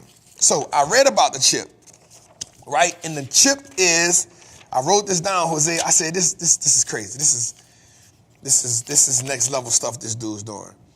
All right, so it's the first human implant that aims to help patients with that's paralyzed or have some type of paralysis control, and people with something like ALS. You have some type of disorder. The chip will go in your brain and like help you recover your senses and stuff, bro. That's next level. This dude started with PayPal. No. Let's take that in for a second, bro. This dude started with PayPal. Sold PayPal. That was his first thing. PayPal. Sold that. Invested everything into hijacking Tesla. Because he had the mindset behind it. Got that. And in the middle of that, says, you know what? Let's go out of space. I want to take people out of space. Goes out of space and says, you know what? Let's create some satellites out of space. Then creates that and says, you know what? Let me turn that into a company called SpaceX.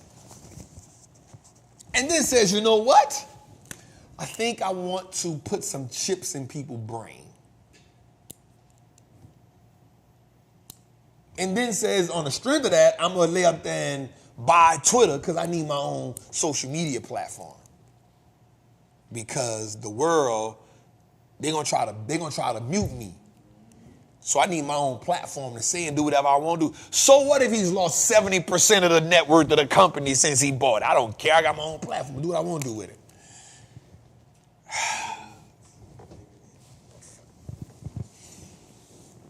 I'm telling y'all right now. I was about to say that. Oppenheimer. Bruh, protect your brain. Protect your brain. I'm about to say something to y'all, Jose. Now, people ain't gonna like this. People not gonna like this. The same way they experimented us on with them vaccines. I'm not saying you good if you got it or if you don't got it. That ain't my fight.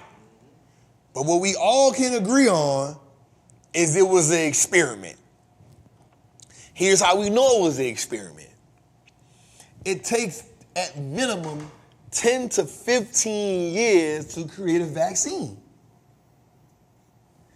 AIDS came out when the people came from Korea. They just got a drug for AIDS. They got it now where you can take the stuff for AIDS and you act like you ain't even got it no more.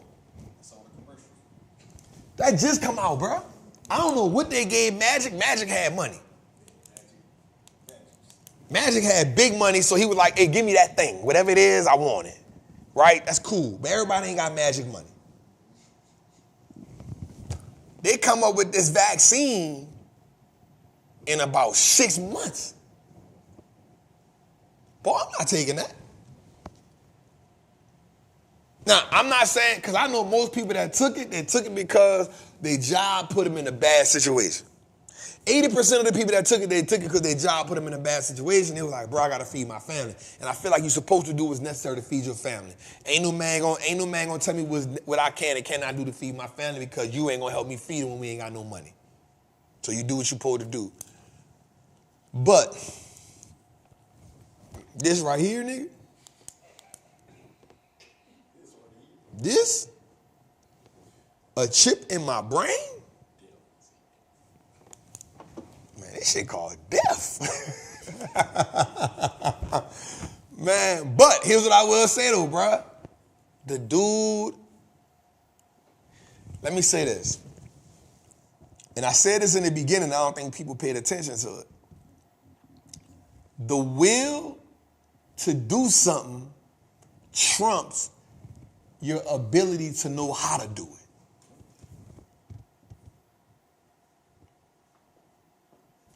Your will to do something has to trump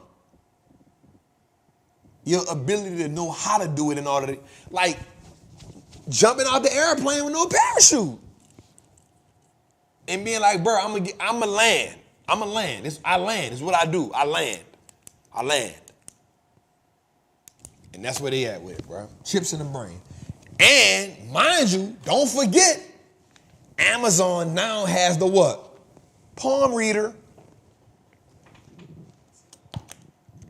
You can go to Amazon and just do this now. Whole food. With your palm. You can go to Whole Food, Jose. I don't know.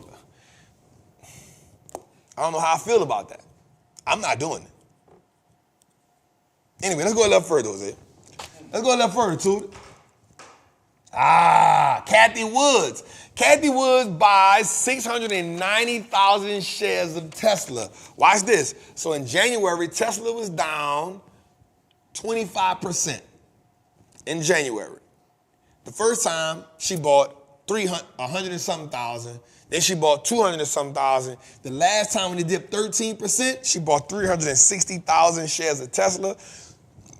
In total, in January, she bought 690,000 shares of Tesla. In total, she has 141 million shares of Tesla. Kathy Woods. Let me make sure my stats right. In her fund. Let me make sure my stats right.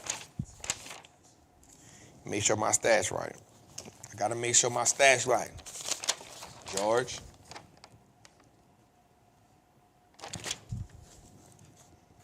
Yep, my stats right, George. 141 million shares in total. Kathy bought 360,000 shares Thursday when Tesla dropped 13%. Tesla has dropped 25% in total in January. She has a total of 690,000 shares that she bought in January, with giving her a total of 141 million shares of Tesla in ARC Innovation.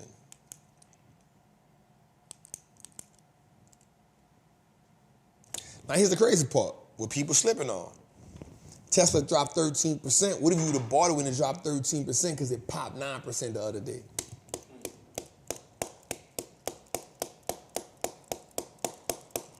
Anyway, that's how the cookie crumbles. Let's go a little further, Tootie. Watch this. This was some game right here that was real amazing. So, Bernard Arnault, right, is back the world's richest man. Right? Bernard Arnault is now worth $207 billion.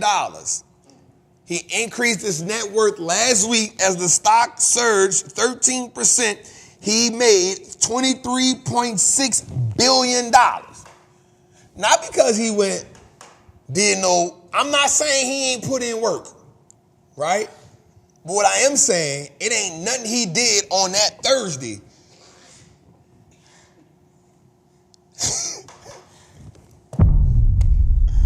Jose, I'm not saying he didn't put in no work, but what I do know is when he woke up Thursday, he did what he do. He got up, he drunk, put his little silk pajamas on. He made sure his PJs was good. He probably took his biohack and stuff so he could get around and move. He put the same black and white suit that he always put on. He got in his car. He sat back. He probably called his kids. What my stock doing? Hey, we up 23 extra. Hey, I'm the richest man in the world today. That's what he did that day. That's what he did that day. He ain't go like, damn, bruh. You know, I got to go to the Dior store. I got to go to this store. I got to go to that. He ain't do none of that. He woke up that morning in his silk pajamas. He went to the kitchen where his maids were in his big old illustrious house that he probably got more rooms than he need. He went into the room. He told the maid, I want a bacon something because he in the UK, so he probably wanted some tea. Probably wanted a coffee, black, no cream, no sugar, cowboy. You feel me? He wanted a bagel. Right? He decided to, after he got his bagel, he wanted to take a hot shower. He took his syringe, he took his biohack and stuff. Because he said, I'm 70, but I want to feel 23. At that age, however old he is, he think he want to live forever. Look at him. Look at him. He still got all this hair. You know it ain't his real hair. His eyebrows fluffy. It ain't his real. He good. He rich. He probably got on a Dior suit on. They fit real good. I wear them. He put his suit on after he got out of the shower. He made sure he had the right shoes on. He called his daughter because she the head of one of his companies. He called his two sons. What the stock doing today, son? While he was looking over where he was at, he said, hey, Dad, the stock up 13%. He said, well, what do you know? I'm the richest man in the world today. Elon, eat that. Ha ha. And he crossed his legs and he got on a jet. And he said, do you know today we are worth $207 billion. That's what he did. That's what he did. Jose, that's what he did. All because, Jose. Guess why, Jose? Guess why, Jose? Because his stock went up. Cuz. His stock went up, cuz.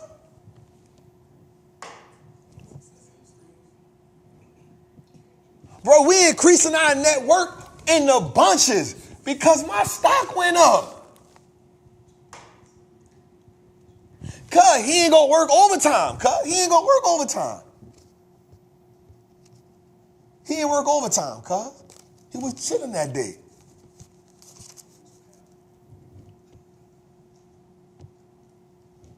He called his daughter. What we doing in Dior today? He probably had a branding meeting. What new designs you got? Oh, hey, what do you know?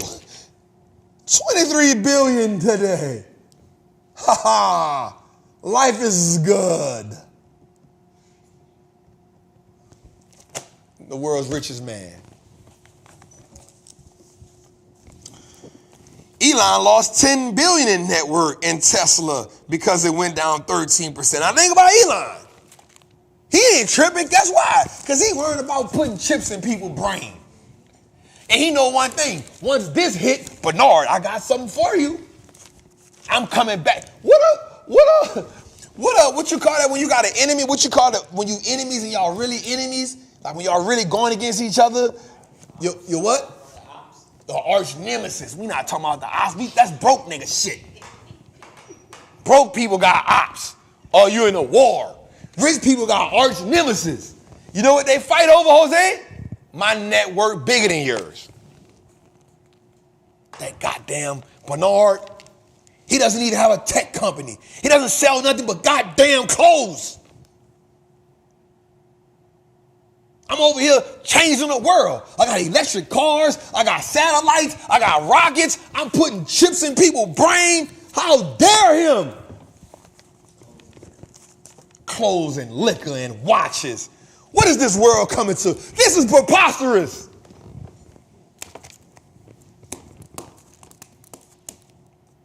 They don't know. My stock is down 13%. What the hell does Wall Street know?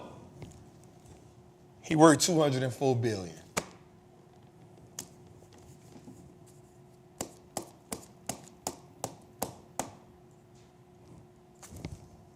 They playing a network game, Jose. But yet they got people in my chat, in my comment, that don't make half the money I make telling me what to do with my taxes. Bro, just come play the game with me. Come show me what you did when you paid $2 million in taxes. Show me what you did, because that's what I told my account. Hey, bro, show me I just need to see what you did what your taxes look like. I'm not about to give you all this. Show me what your taxes look like, bro. So we got people in this game that's telling people what to do with their money and what they should be doing, and they ain't nowhere near what the person doing. How you want me to take your advice serious? Why are you mad at me? Because I paid. Why are you mad? I'm smiling on the post. Because I want to see what it feel like to be worth $1 billion one day, $100 million one day. And guess what, cuz? I got the cheat code. So when they keep asking me, Trap, when do you sell the option? Never. I ain't never cashing out this thing. Why would I do that? Why would I do that? I'm not never, ever, ever. The world gonna have to end. Damn, God, why you gonna take us and I ain't even gonna get the thing yet? I ain't never going nowhere, bro. My ultimate goal, my next goal is to make $1 million play. That's my goal. I need to go drop out 300,000 and something and get a 300% return on it, cuz. Yeah. What we talking about? And I'm gonna post it on Instagram. $1 million play. I know what they're gonna say. That's fake money. They ain't yours. What you started with. You know what they gonna say. I ain't never selling, cuz. You know why, cuz? Because I done got the money problems out the way. And I'm not saying that in a braggadocious type of way. What I'm saying is you use the market so the market can cure your money problems. And then once the market cure your money problems, now you can start playing the money game. I ain't mad at you for using the market, but don't go use the market to go buy some sneakers. Don't use the market. Use the market to go pay some debt down.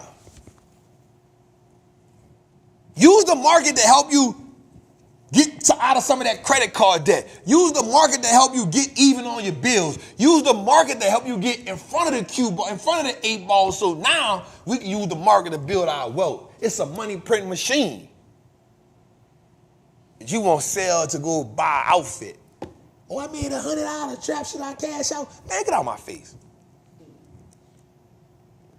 You behind on your bills for 6 months, use the market for that to play catch up. You behind on child support, fam, use the market to play catch up. You behind on some student loans, use the market to help you get that. You behind on your car notes, use it for that. You got some love, use the market to help you play catch up. And then once you get catch up, don't quit the job, use the market so now you can start playing the network game.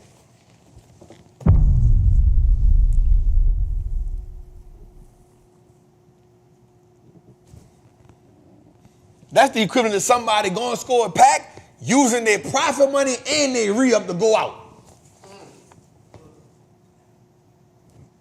Now you coming to me, say free, whoa, what's that, baby? Man, don't you let me get 200, do I need to get a quarter? Nigga, you was just in the club with us, man. I spent that. We balled out last night. No, I balled out. You was down bad. Now I got to give you re-up money. Now you owe me money. Now I got to give you re-up money. You got to go re-up. And now you got to hope nothing don't happen because I want my money off the top.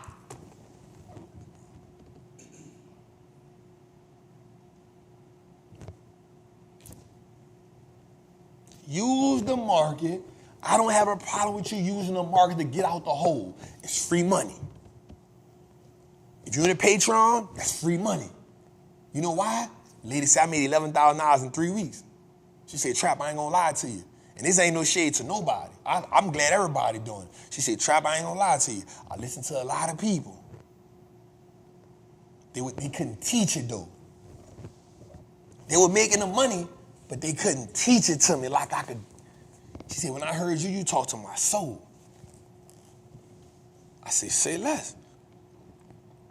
My guy in the chat right now, Tax Pros, he said, bro, I turned 2,000 to 11,000. I think he said 11. I think he said I turned 2,000 to 11,000, bro, in a couple months, bro. He said, bro, I don't want to listen to nobody else, cuz.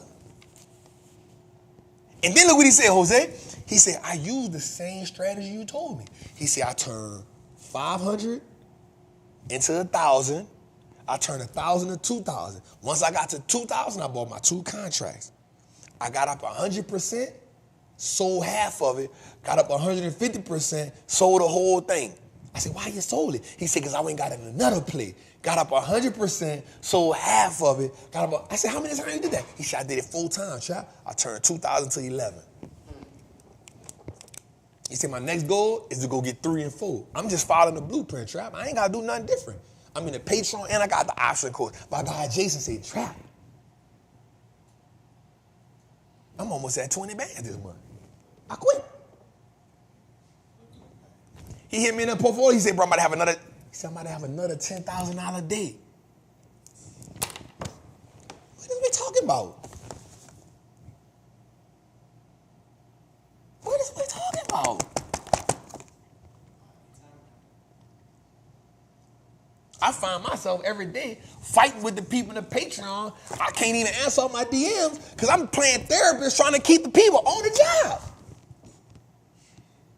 My Patreon DMs is backed up, bro. No lie, I gotta sit down one day and I promise I'm probably at 200 DMs. But I'm the reason why I ain't got the DM like I want to, because every day, bro, I promise you, I am not lying. At least 1 or 2 people, I'm like, stay on the job, fam. And I feel like it's only right for me to do that. Because I know the euphoric feeling they feel when you have a $20,000 a month, bro, and you know in your mind what it took you to make $20,000 before. When you say I made 11, 12 grand in 2 weeks while doing my thing, it's easy to say, man, screw this job. So I get it. But we playing a network game, fam. We letting this market print our freedom. We might don't get there overnight. But life ain't never been an overnight game. Life has always been a marathon. The problem is, watch this, Jose. You a distance runner, but you hanging around sprinters, and so now you done adapted the sprinter mentality.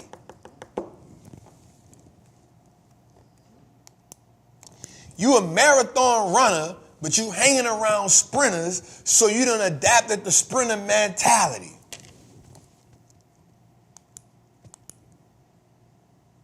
And so now when you get back to the marathon, now you got people like me running laps around you. Because you taking off fast, but you get burnt out at 40 yards. And I'm like, yup, gotcha. I'm just chugging along the way. Because I know one thing. The great ones, man, they ain't become billionaires overnight. And I ain't gonna lie to y'all. I'm gonna be 100% real with y'all. With this market, ain't nothing off limits. Ain't nothing off limits. All you gotta do is be in position. You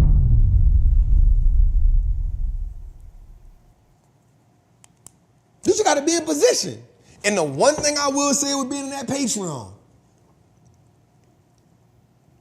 at least 80% of the times, 85, we've been in position.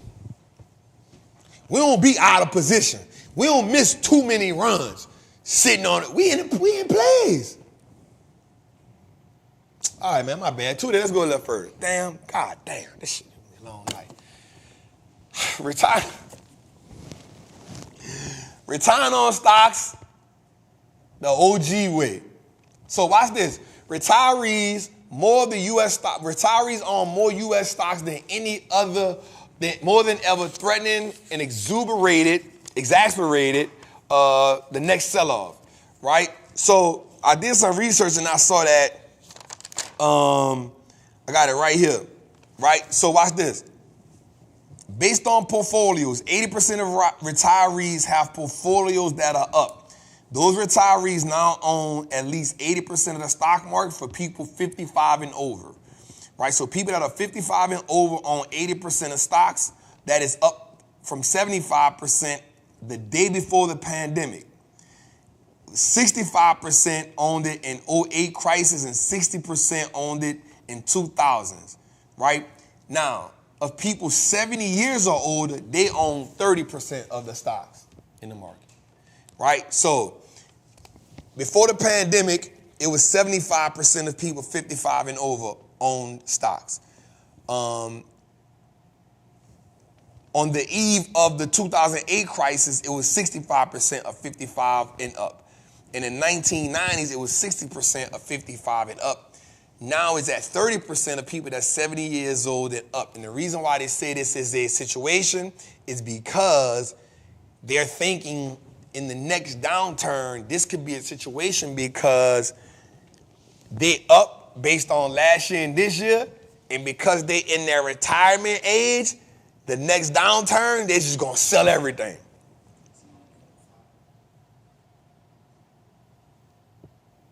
They're gonna sell everything.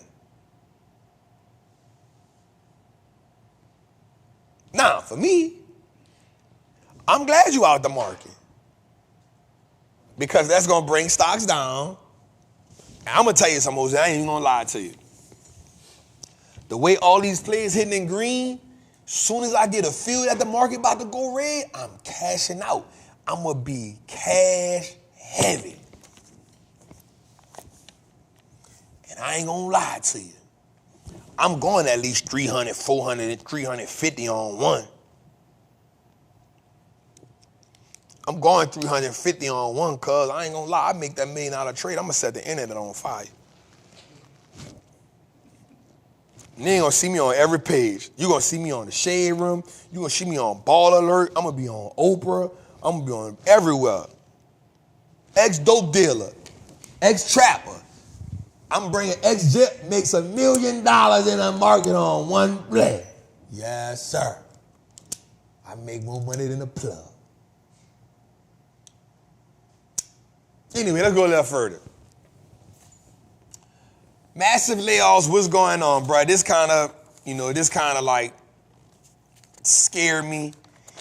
So if we look at what's going on right now, we see that in 2003, 260 jobs vanished.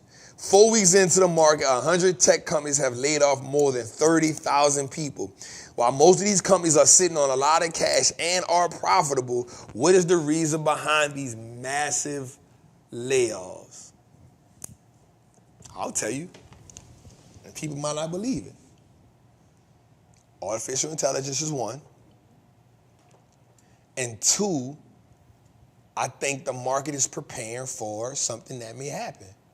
They're already profitable. They hired a lot of people during the pandemic. They're getting rid of those people. Plus interest rates at 5.5%. They feel like, yo, we can save some money, y'all. And one of the things that companies do in times of uncertainty, they let people go. Because you know what that does too? It allows them to look and seem what? More profitable.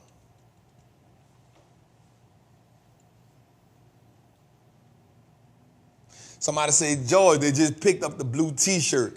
Got all the flavors, family. Salute. If you want to get your Trapper apparel, come on, man, let's go. So, Jose, I feel like that. I feel like there's a lot of layoffs happening, Jose, and I feel like this is the effect of artificial intelligence, bro. This is going to happen.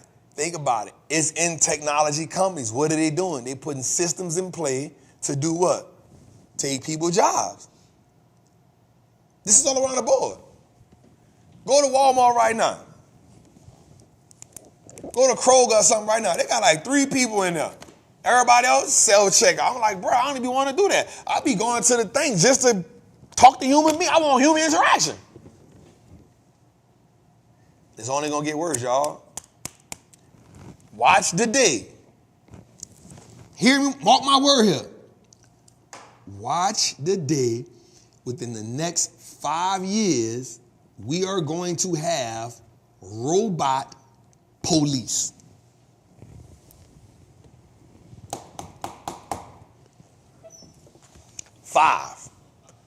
The next 5 years.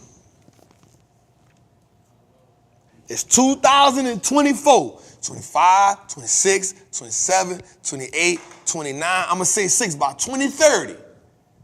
We probably going to be on episode 300. Jose, we going to have robot police, cuz. With the dog. Because we got the bomb joints already. It's on. Yeah, I'm talking about. Pull over. You're going to pull over and you're going to say license and registration. Like, boy, you don't get your dust ass? Boy, do that.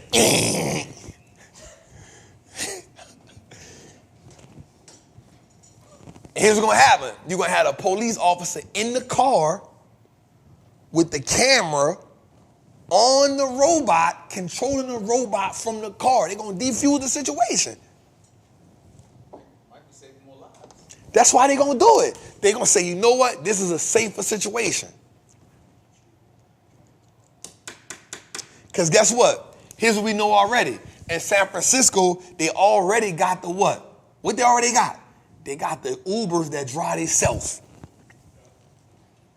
So now the police officer in the car on the computer with the robot sitting behind the autonomous car, bro.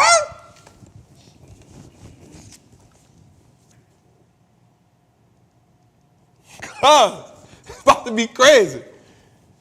Think about that. The real police is in the car on the computer with the robot driving the autonomous car, bro. Pull over. Take your hands out the wheel. You like, bet, you chilling, you ain't tripping. You in the car like, man, these people tripping, man. Stupid ass police stopping me. You look out the window, you see that.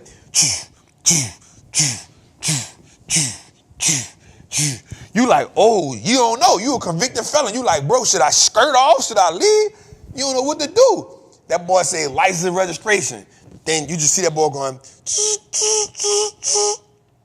You in the car shook. You like, yo, this a whole RoboCop done stop me. You trying to FaceTime that boy will say, put the phone down. You like, boy, you tripping. Why put the phone? Put the phone down before I'm having to abstain you. Abstain me? What you talking about? That boy's just gonna grab you. Now you like, yo, this whatever. The man in the police car. Now you jammed up, cuz. Jose, mark my word, bro. 2030, we gonna have RoboCop out here in these streets, cuz. Y'all laughing. Listen, I'm gonna ask you a question. When have you ever known America to stop doing some shit when they see it's working? They already got the robots jumping, doing push-ups. You saw the commercial. You saw the stuff. What the robots doing? Jumping, doing flips, swimming, picking up logs, doing jumping jacks. What you think next? They got the ones in the spear doing the, man, with the real face. It's going to be like RoboCop. They got the real human face. It's an android for real. Oh, man, we out of here. I'm going to my bunker, man. Let's go to the next one, too. I'm going to my bunker. I ain't leaving. Walmart does a stock split and increase employee pay, man. Shout out to Wally World, man.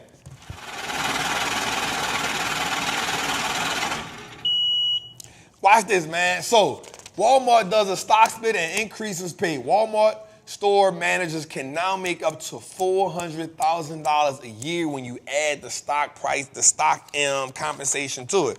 What Walmart decided to do was Walmart said, one, they're doing a 3-for-1 stock split. The 3-for-1 stock split will be in full effect February the 23rd, meaning if you got one stock on February 23rd, you will wake up with 3 stocks. So for every one stock you have, you will have 3 stocks. They've done a 2-for-1 stock split 11 times since 1999.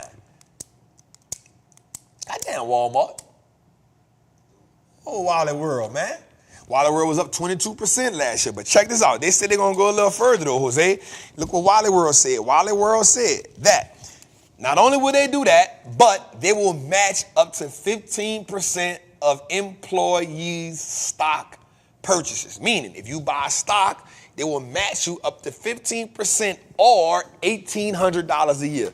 Meaning, Walmart giving you $1,800 a year in stock if you buy it. That ain't bad, Walmart. I ain't mad at that, Sam. Not only are you, so I'm gonna be real with you. At this point, it's almost like saying you can have a career at Walmart.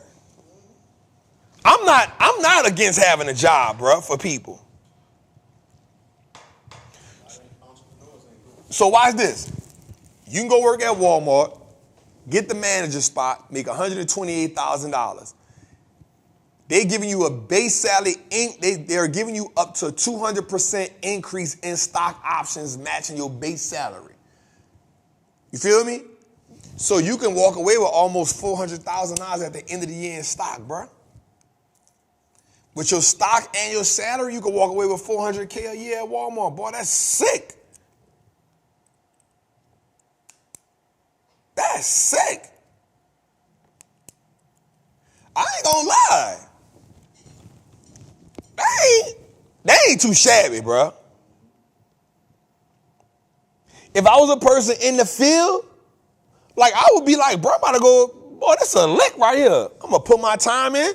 I can retire. I can make $500,000 a year almost. That ain't a bad career, bro. I don't care what nobody say.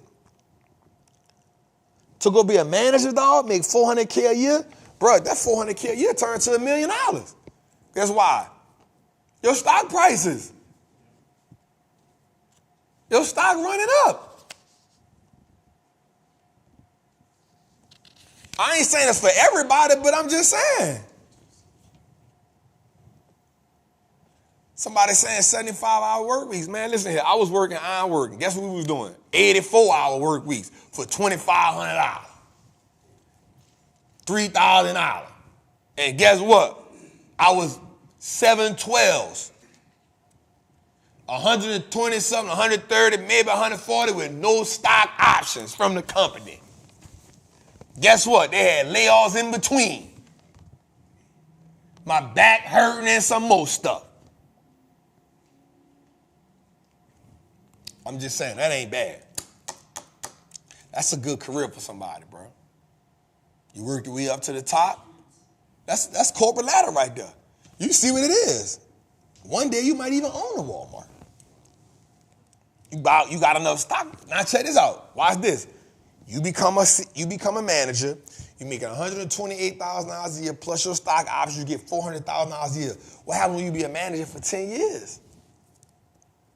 Walmart stock ain't but $100 and something. $400,000 worth of Walmart stock? What? You put some long leave options in that thing too? I don't know. All right, let's go a little further, bro. More gambling on Wall Street. FanDuel, parent company Flutter, list on the New York Stock Exchanges as DraftKings sports betting pure play. Now, ticker symbol FLUT. FanDuel is DraftKings' biggest competitor. Actually, FanDuel, ticker symbol Flutter, FLUT.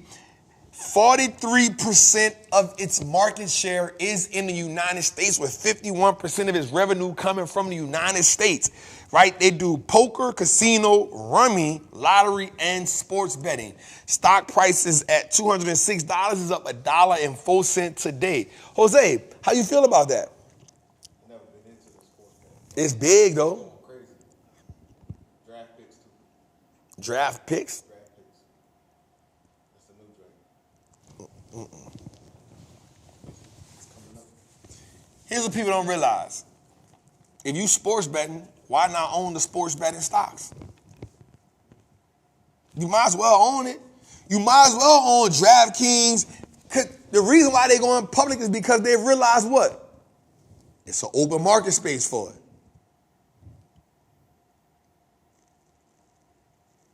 It's an open market space for it, cut. DraftKings up 150% last year, up 9% year to date. There's an open market for it, bro.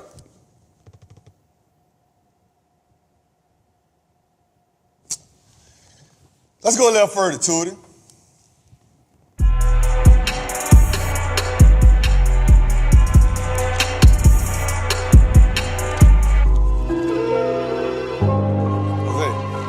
Jose, it's flowing. All right. Listen, y'all know what time it is. Y'all know what time it is. You got to get on your flushing and flipping game. You got to get on your flushing and flipping game or flipping and flushing game. All right, Jose, you got our first stock ready? Our first stock is Monster Beverage, ticker symbol MNST. The stock was up 8.7% last year, up 4.3% year to date. How y'all feel about it, Jose? Y'all know what Monster Energy drink is. I ain't got to tell y'all what Monster Energy drink is. No, they minus 4.22% year to date. I ain't got to tell y'all what Monster Energy drink is. Y'all know what Monster Energy drink is. That's the big green and black can. How we feel about it, Jose? 60%.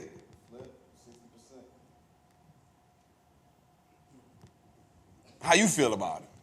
I don't like Monster. What you like, Jose? Red Bull. You know a dude sued Red Bull and won $13 million? Oh my God.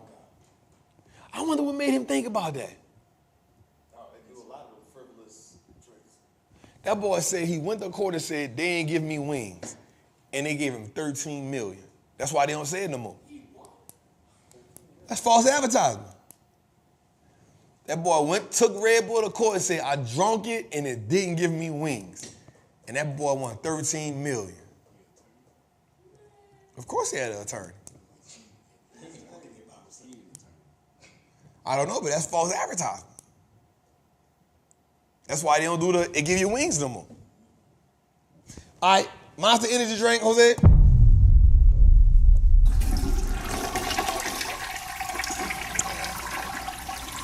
I think Celsius done took their reign over. I think everything they did is behind them now. I think Celsius gonna take I think Celsius is the new drink now. Don't get me wrong, it's a good company, but I just think Celsius is the new drink now. I don't think they got it no more. I think they reign over it short like a leprechaun. All right, let's go a little further, Jose. Our next one is EPAM Systems, ticker symbol MPAM. It engages in the provision of software product development and digital platform engineering services. It's operated through the following geographical segments: North America, Europe, and Russia. Right? So what they do is they help create software and develop digital platform engineering. So if you got a digital platform, they come in and help engineer, create, and do the solutions for that platform.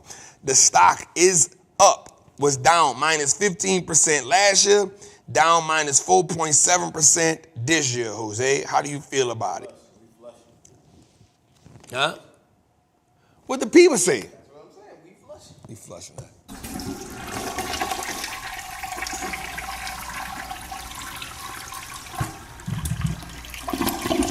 Y'all know this one is my baby right here, man. My toilet broke. Waste management, man. Y'all know what they is, man. There's provision that deals with waste management. It's a holding company which provides with environmental services. They have landfills throughout. They are the biggest one. They just acquired about 50,000 acres of landmine. They got over 1 million acres of wasteland available. They pay a 1.51% dividend yield. Last year, they was up 22%. Year to date, they up 3%. The stock is $187, Jose. How do we feel about waste management, Jose? What the people say, Jose? That's what I'm talking for, the people. You talking for the people? Yep. And I agree with the people.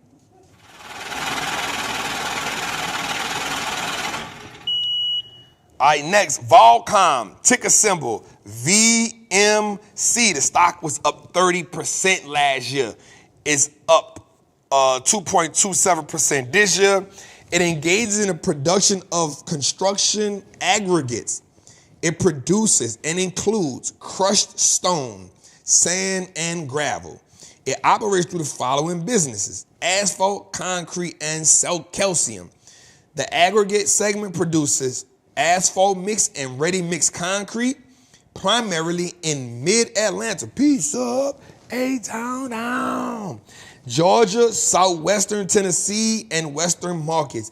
The asphalt segment relates to the production of selling asphalt mix in Arizona, California, New Mexico, Tennessee, and Texas. And the concrete segment refers to the production of selling ready-mix concrete in California, Georgia, Maryland, Mexico, Texas, D.C., and the Bahamas. The calcium segment includes the production of calcium products for the animal feed, plastics, and water treatment industries. The company was founded in 1990. The company last year was up 30%. This year is up 2.27%. Jose, how do we feel about that? We flip it. We the people. How you feel about it? Why? I don't know half of the stuff you said, actually. What you mean? So they do asphalt, they do ready-mix concrete, they do ready-mix asphalt, and they do calcium. Calcium. Let me see what it is. Why you laughing, dog? Let me see, Jose. So what it is? Calcium is in your bone, man. But no, it's in the water, it's a mineral. Nah. Celium. Is it celium? I think it's celium. I think it's celium. We still flip it. 70%. Somebody tell me what the word is, y'all. Somebody tell me what the word is. Bro, Celsius is in your bones, dog. Calcium in your bones. It is. Concrete consists of a mixture of oxides and Calcium, calcium. cuz? It's in concrete. So you tell me they got bone marrow in concrete. You just took it to another level. It's like we got iron in our body. Iron is still a mineral. It's just in our body too. It's a part of concrete. They use it to make concrete hard too. It's calcium. In it.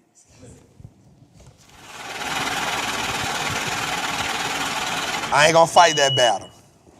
Some battles is good left alone, you heard me? All right.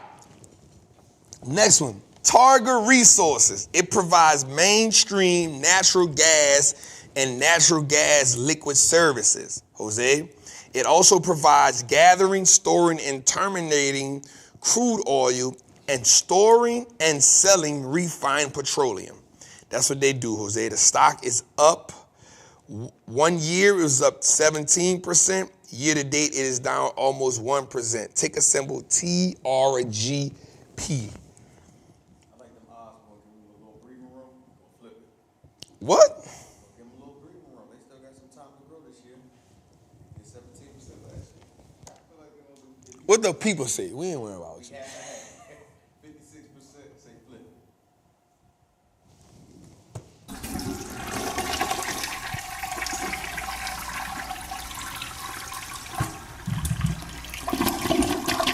All right. Next one on the list is my toilet broke. Zimmer Biomet, ticker symbol ZBH, engages in the design and manufacturing of marketing orthopedic reconstructive products. The firm also offers sports medicine, extremities and trauma products, spine and theriatric products, office-based technology, dental implants, and related surgical products. The company operates through the following segments: American Orthopedics, Asia Pacific, American Spine, and Global Dental. The American Orthopedics segment consists of U.S. market and includes North America, South America, and the markets of the firm's orthopedic product categories, especially in dental. They also market in Asia Pacific and consist of territories in Japan, China, and Australia. The American Spine and Global Dental segment focuses on the United States market and includes Northern, Central, and South America. Jose, how do we feel about that? The stock is up minus 2% last year and 0.07% this year, Jose. My guy Leon on here said, all I heard was orthopedics and flip it. But how you feel, Jose? 3%. Say flip it?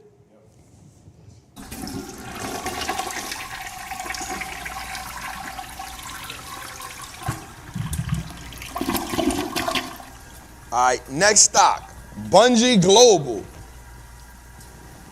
It is an agriculture business that includes food and ingredients. It connects farmers to consumers to deliver essential and sustainable food, feed, and fuel. From hay, grain, and all things in between, they are the Farmers Connect.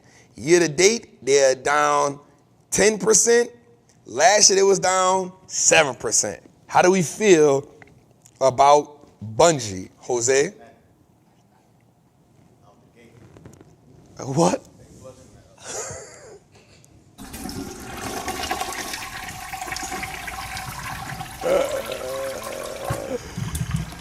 All right. Trimble, ticker symbol TRM. My toilet broke. It engages in the provision of positioning technology solutions. It operates through the following segments: building and infrastructure, resource and utilities and transportation. The building and infrastructure segment serves architects, engineers, contractors, owners, and operators. The resource and utilities segment caters to customers working in agriculture, forestry, and utilities. The transportation segment covers the long-haul trucking service, field management, railroads, and construction logistics. Ticker symbol TRMB. The stock is down 7% last year and up almost 1% year to date, Jose. Close. The edge out. Come on, Jose.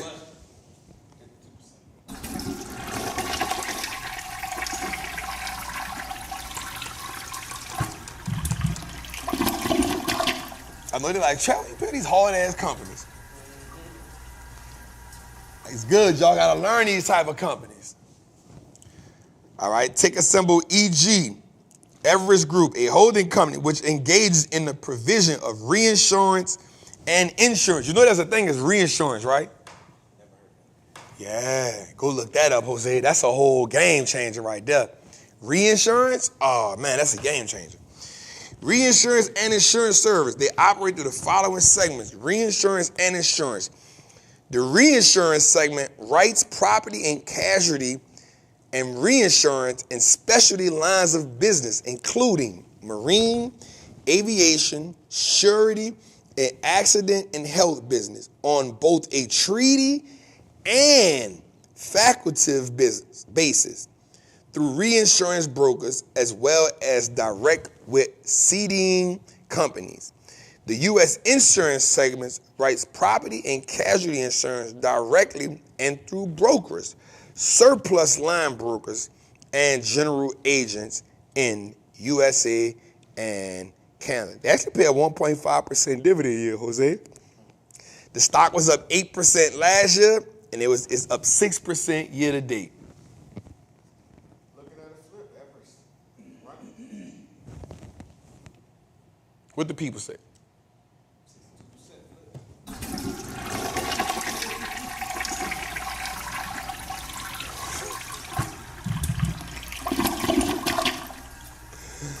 I don't like it, cuz.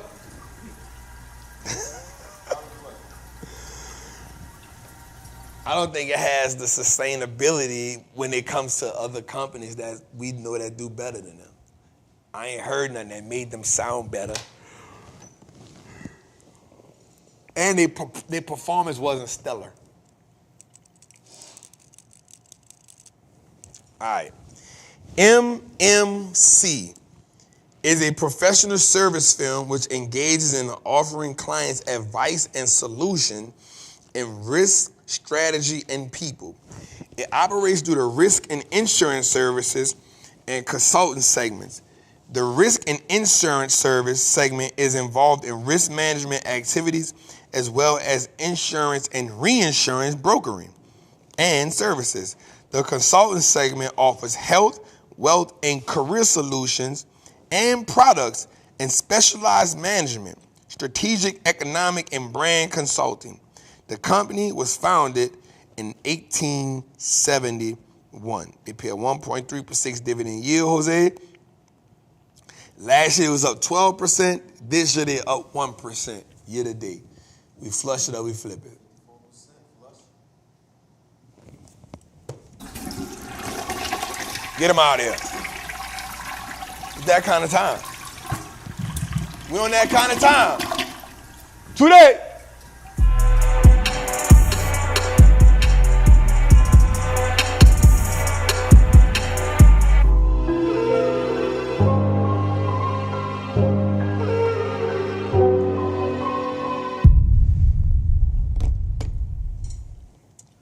All right, man. Y'all know this is one of our favorite parts, man. This is 1-800-TRAPPER hotline. Let's get to it. Hey, what it do, Trap? This your boy Malik. My question for you today involves dividends.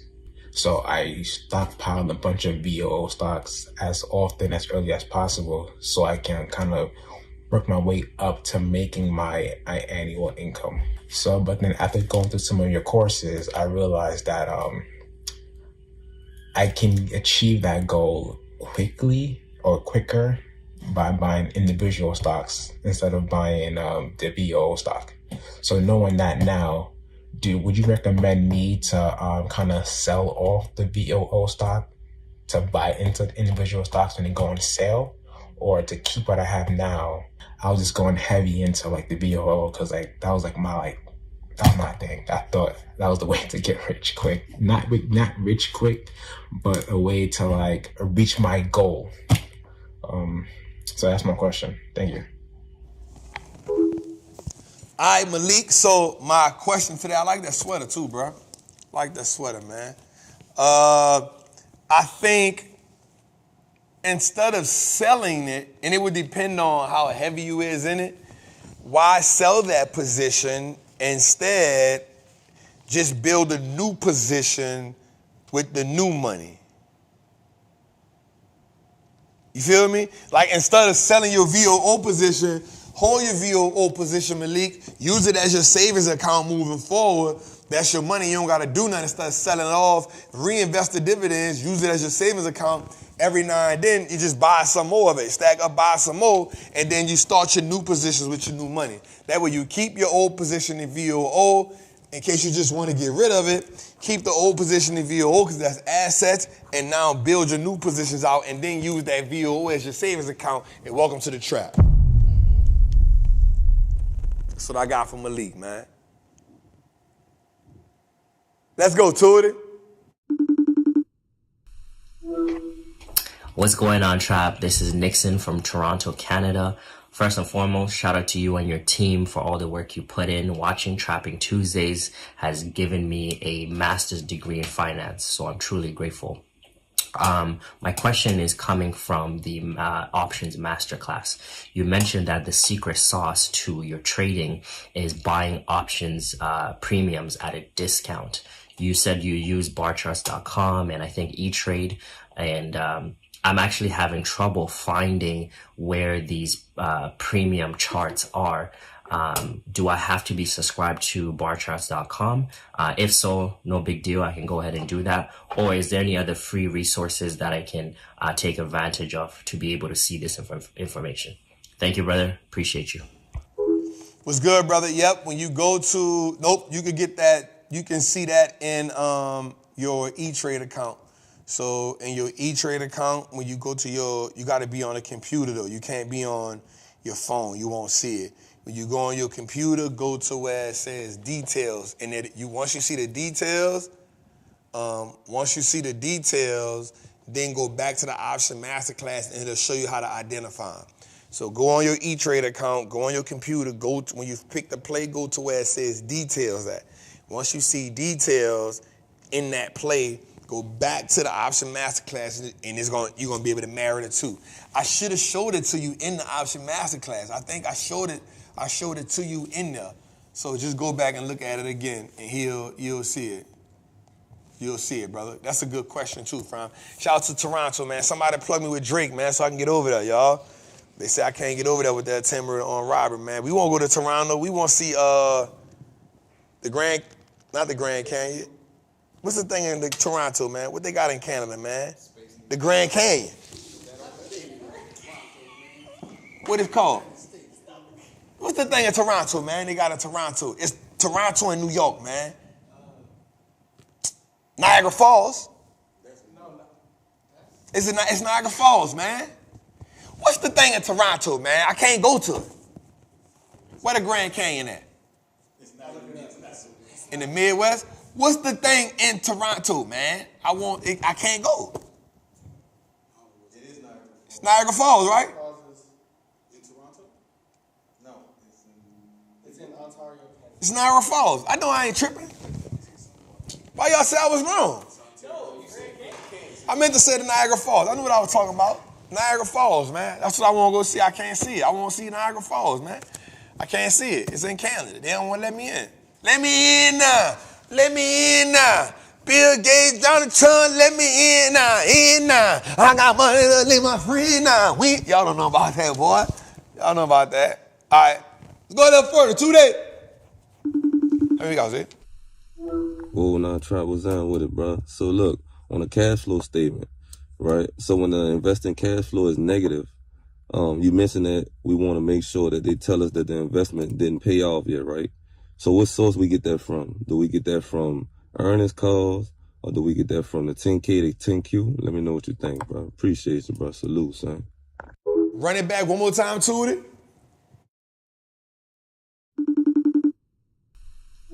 Whoa, now Trap was down with it, bro. So look, on a cash flow statement, right? So when the investing cash flow is negative, you mentioned that we want to make sure that they tell us that the investment didn't pay off yet, right? So what source we get that from? Do we get that from earnings calls, or do we get that from the 10K to 10Q? Let me know what you think, bro. Appreciate you, bro. Salute, son. All right, cool, I got it. So you're talking about the investing cash flow, yep, when it's negative. So that's simply telling us that they use a lot of cash to make investments, and maybe those investments haven't paid off yet. So they'll probably they can tell us that in an earnings call, but most likely if you go into a 10K report, they'll talk about that. They'll have a thing when they're talking about investments, or they'll have it in the footnotes. They have it in the footnotes where they'll tell you, well, I'm lying. When you go to the annual statement, they'll tell you we made this investment. So it can probably be in the forward-looking statement, or it'll be in the business part of it. Where they'll say, we invested in this, we invested in that, we invested in that. And then when you get into either 8K, they'll say this investment paid off. That's a whole nother statement. But also they'll tell you in either the next quarterly statement or the next annual statement if that investment paid off, brother. I had to get it right. So, yep, that's it, brother. And it also means that the company is using cash to buy and improve the company. So it can mean a couple of things, not just investment. They're using some money to improve the business, which is also an investment. So remember, when you're looking at that investing part of the cash flow statement, that's what that means, brother. That's a great question, King. I appreciate that one too, for sure. I'm glad you in them financials, man. I'm proud. That made me proud right there. You heard me? He in them financials, man. Yes, sir. Salute, brother. I appreciate that. Let's get to it. Hey, Trap, how you doing? I want to know, what do you look for in the 10K report and the 10Q report? Thank you.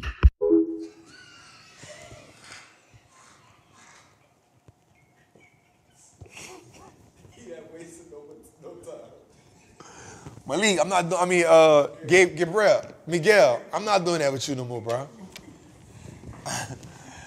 Miguel, I'm not doing that with you.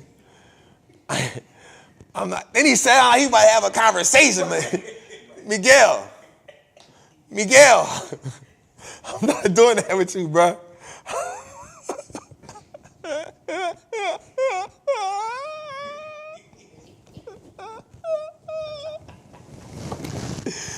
Miguel, I'm not doing that. I'm not doing that with you, Miguel.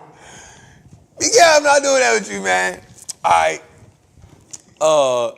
Great question, Miguel. So, basically, when I'm looking at that's a great question.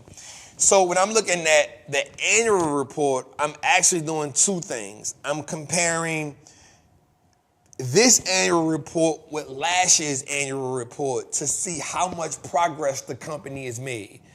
I'm seeing whatever they told me in 2022, did they do that in 2023? So when I'm reading 2023, I'm going back and say, okay, this is what they said in 2023. Let me see if they measured with the accomplishments in 2023 what they said they was going to do in 2022. First thing. Now, as I'm in 2020, we in 2024, so this year is different.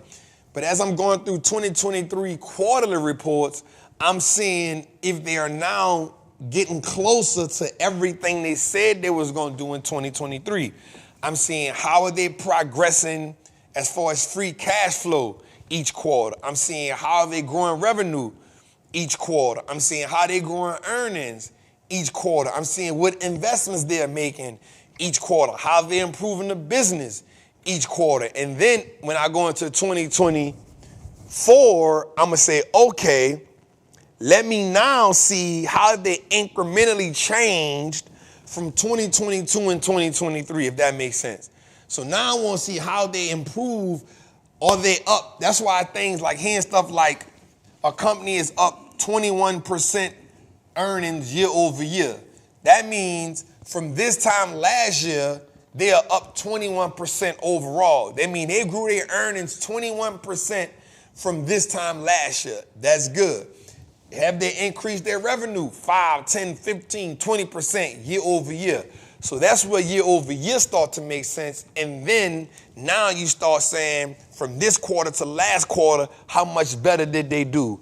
So it allows you to grade your business from a broader perspective compared from last year to this year, and quarterly, how have they gotten better from last quarter to this quarter? And now we put all 4 quarters together and get a whole thing. That's a great question, Miguel. God dang, man. Huh?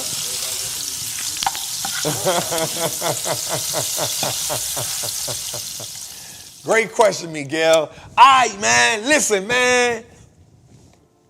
Tonight was a good show, Jose. I think we had a lot of energy. I think we had some great questions, some great things to talk about. I want us to get into the idea of knowing that the more knowledge we have, the easier it is for us to play this well game. Let me say that again. The more knowledge we have, the easier it gets for us to play the wealth game. Now, on our journey to building wealth, we don't got to do it all at one time.